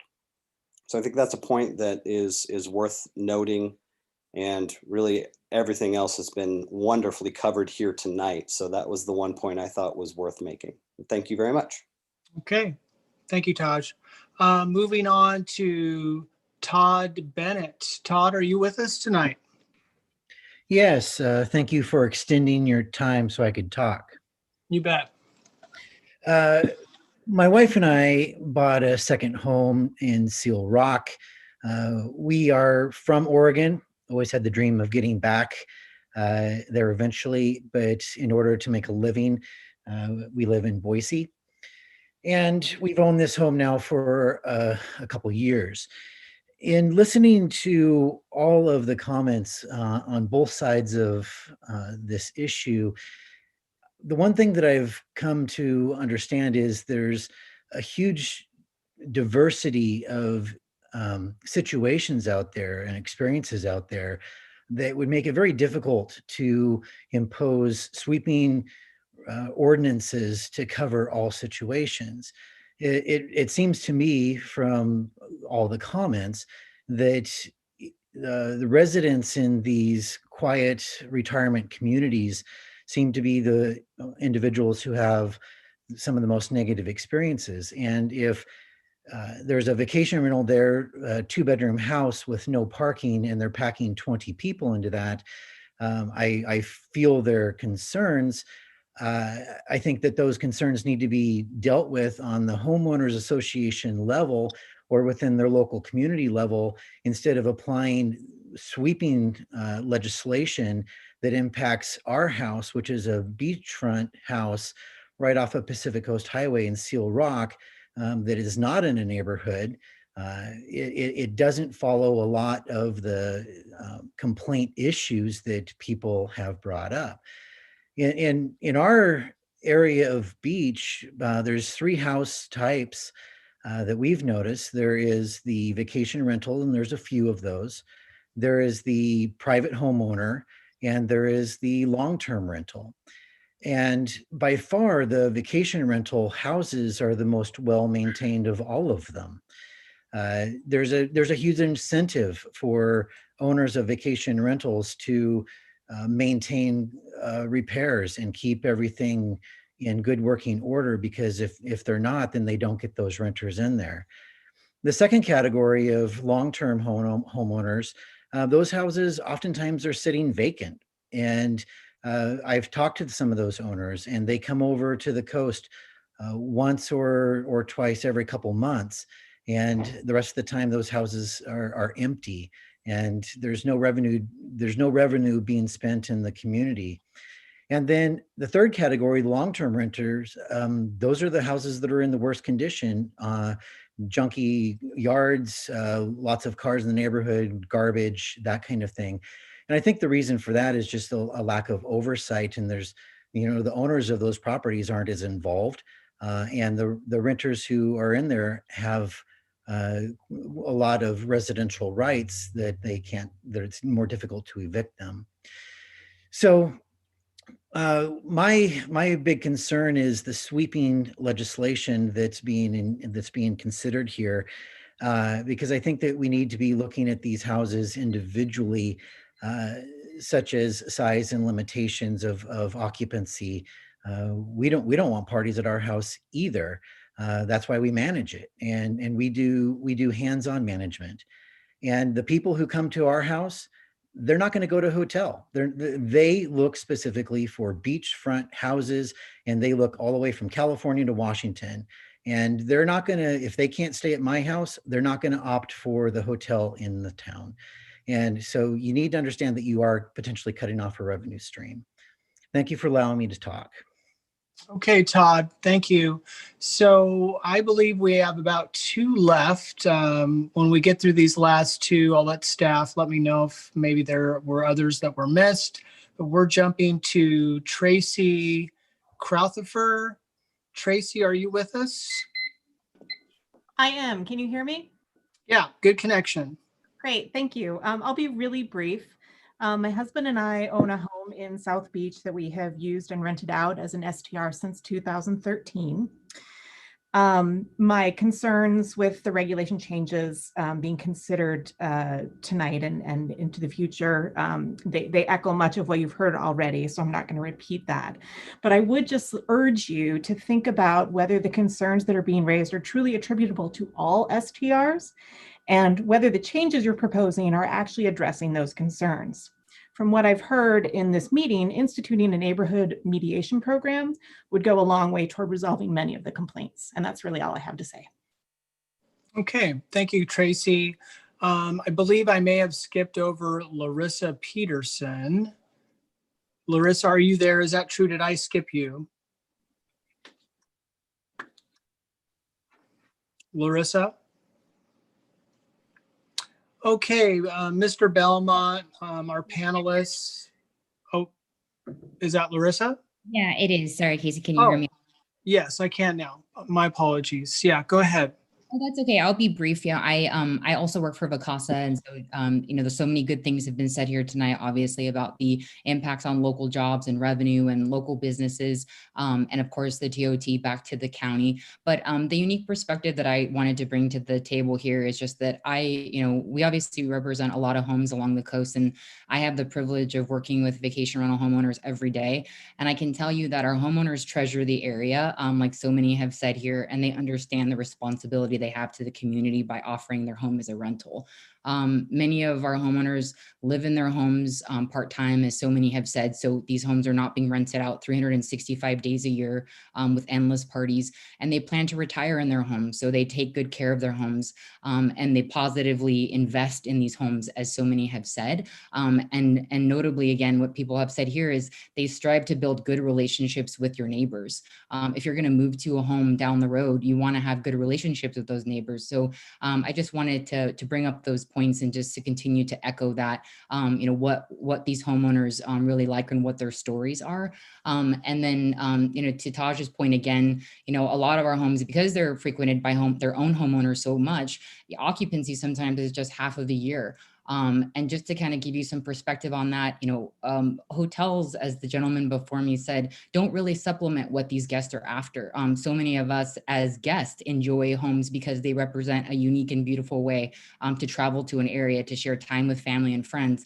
And hotels just can't do that. We watch movies together, you cook together, you play games, you just have a completely different experience. And so I do firmly believe, along with our homeowners, that this will be devastating to the local economy and that travelers will be discouraged to come to the area. And we just ask for fair and equitable regulation for the area. And we thank you for your time and consideration. All right. Thank you, Larissa. And thank you everyone for, doing such a great job and being concise. I have gotten through what I believe to be quite a big group. Mr. Belmont or staff, is there anyone you think I might have missed? Casey, I think you actually did get everybody. I was looking at the list and I think everyone's had an opportunity to participate, and thank you all for doing so. Obviously, there's a great deal of information that's been provided, some very articulated positions on all sides of this particular issue, and we appreciate that. And we're going to be compiling this information and taking it to the Board of Commissioners. They will have obviously access to the recording and be able to listen for themselves to everything that's been said. I do want to encourage folks that you can go to the short-term rental licensing website, and you can still continue to provide information and positions in writing on the Smartsheet. And I think, Casey, that's still there, and that's still going to be available. So please continue to provide information for us to consider. We've got a lot of things to look at that were discussed tonight. And so again, I want to thank everybody for your participation, and stay tuned. We'll give you more information as we go along. Casey? Yes. I think we missed Ron Graves. Ron Graves. Thank you, Lisa. We did, yes. I sent it to Casey, but I think I missed it. You have to open Jamie Michelle's. She's going to allow it through. It's not there, so you have to open Jamie's, and that'll allow Ron to participate. Oh, I see. Okay. So let me go find her, and we are unmuting Jamie Michelle. Asked to unmute.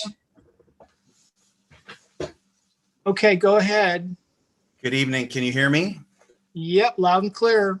Okay, I'll start by asking, with the way COVID-19 has cost this county jobs over the last 12 months, can we afford to lose one more job? Good evening. My name is Ron Graves. I live and work in South Lincoln County. My business is dependent on the short-term rental industry. I spend most of my days between 11 a.m. and 4 p.m. mowing lawns, trimming hedges, pulling dandelions, and picking up any trash and other debris that I find in the neighborhood to ensure that my clients' homes are well maintained and welcoming for guests. I really enjoy my work. When I'm out on the job, I also enjoy seeing others employed by the short-term rental owners, seniors helping with odd jobs, tradespeople like plumbers and electricians keeping the homes in top shape. And I also see a lot of young mothers that have found a way to both provide for their families financially and be at home to parent their kids after school. And they could never do that at a normal 40-hour-a-week job. In closing, the short-term rental industry has become a major part of how people plan their travel. If Lincoln County doesn't allow short-term rentals, tourists will vacation somewhere that does. Thank you for your time, and thank you for putting together this great evening so that we could be heard. All right, looks like that's probably a wrap. Anything else, Mr. Belmont? Oh, I think that's it. Again, thank you everyone for participating. And again, stay tuned to the website and you'll see further developments in this area. Thank you. All right, good night, everyone.